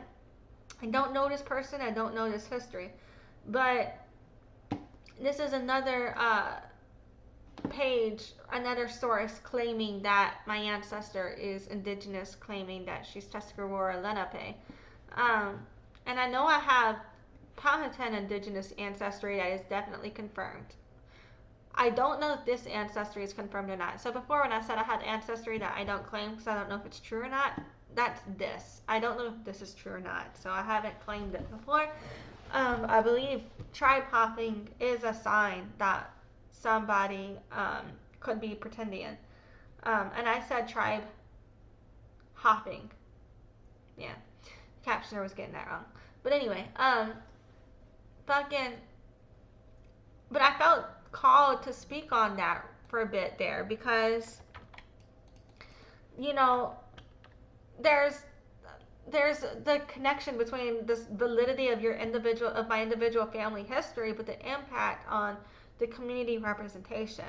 And I do believe, you know, that these types of representations where people are putting out different information and there's different qualifications for what does it mean to be indigenous, I feel like it all kind of is connected for me, because our entire construct of doing business in the United States of America today is based off of and comes from colonialism. And so for me, when it comes to my cultural background and trying to advocate for tribal sovereignty, that ties back to decolonizing, but to do that, it means addressing how are these working systems connected to colonialism, and how is that connected to who we are and where we come from? So yeah, I feel like in Western systems everything is linear. They don't see a connection because they're like, it's in the past, it happened before, get over it. But in other cultures, such as where I come from, it's seen as a cycle. We see it as we don't see time as a line. We see it as a cycle. So I think there's that, and I think that explains also a lot about sometimes when it comes to social issues or the way my mind processes things. I don't know if I'm different than other people because I'm deaf, because I'm mixed indigenous, or because I am neurodivergent. I don't know. Sometimes I'm like processing, like, what is it? You know? But yeah. So just to wrap it up, sum it up, today was a very long live stream. So I'm not going to try and go over everything that we went over, just to say that I am going to timestamp the fuck out of this bitch. So a lot of what's in the description currently is going to end up moved to the comments so I can make room for those timestamps. But I might have to do that tomorrow because I'm already getting kind of tired. I might timestamp it in the morning instead of night. But yeah, so today we talked about two key things. We were talking about communicating value, and I specifically went over communicating my value and my story so you can learn from that lived experience, or take that lived experience into your own thought process. So we talked about resume updates and LinkedIn and work history discussion. And then we also talked about team communication as a leader. And we talked about preparation, support, and execution related to commander intent versus direct order. And then in breaking down that conversation, as well as the other things we talked about, we went over community perception in the music industry, my background getting started in the music industry and struggling to feel valued within that community. We also talked about work history and experience and journey of communicating my value. We've discussed issues I had with producing up to my standard at that law firm. And in that note, you should also go back to my work history where I discussed Jazz Fest and show you guys how I was able to record sound that is connected for me. I also spoke on what are my goals related to speaking on my issues at that law firm, as well as the connection between acknowledgement from community and how you're perceived by your community, and as well as what I claim heritage-wise. So yeah, we've talked about a lot today. Thank you so much for joining me for all of this. It's really helpful for me in my processing of my own life, and it does mean a lot to me that you are here processing with me and reflecting on my own life with me. So yeah, thank you so much for joining me today. I appreciate you. I hope everything goes well and shit for everybody and all of that. And yeah, bye. Thanks for watching. Join the loyalty program at noladeafchild.com/loyalty and check in during live streams to get points for rewards.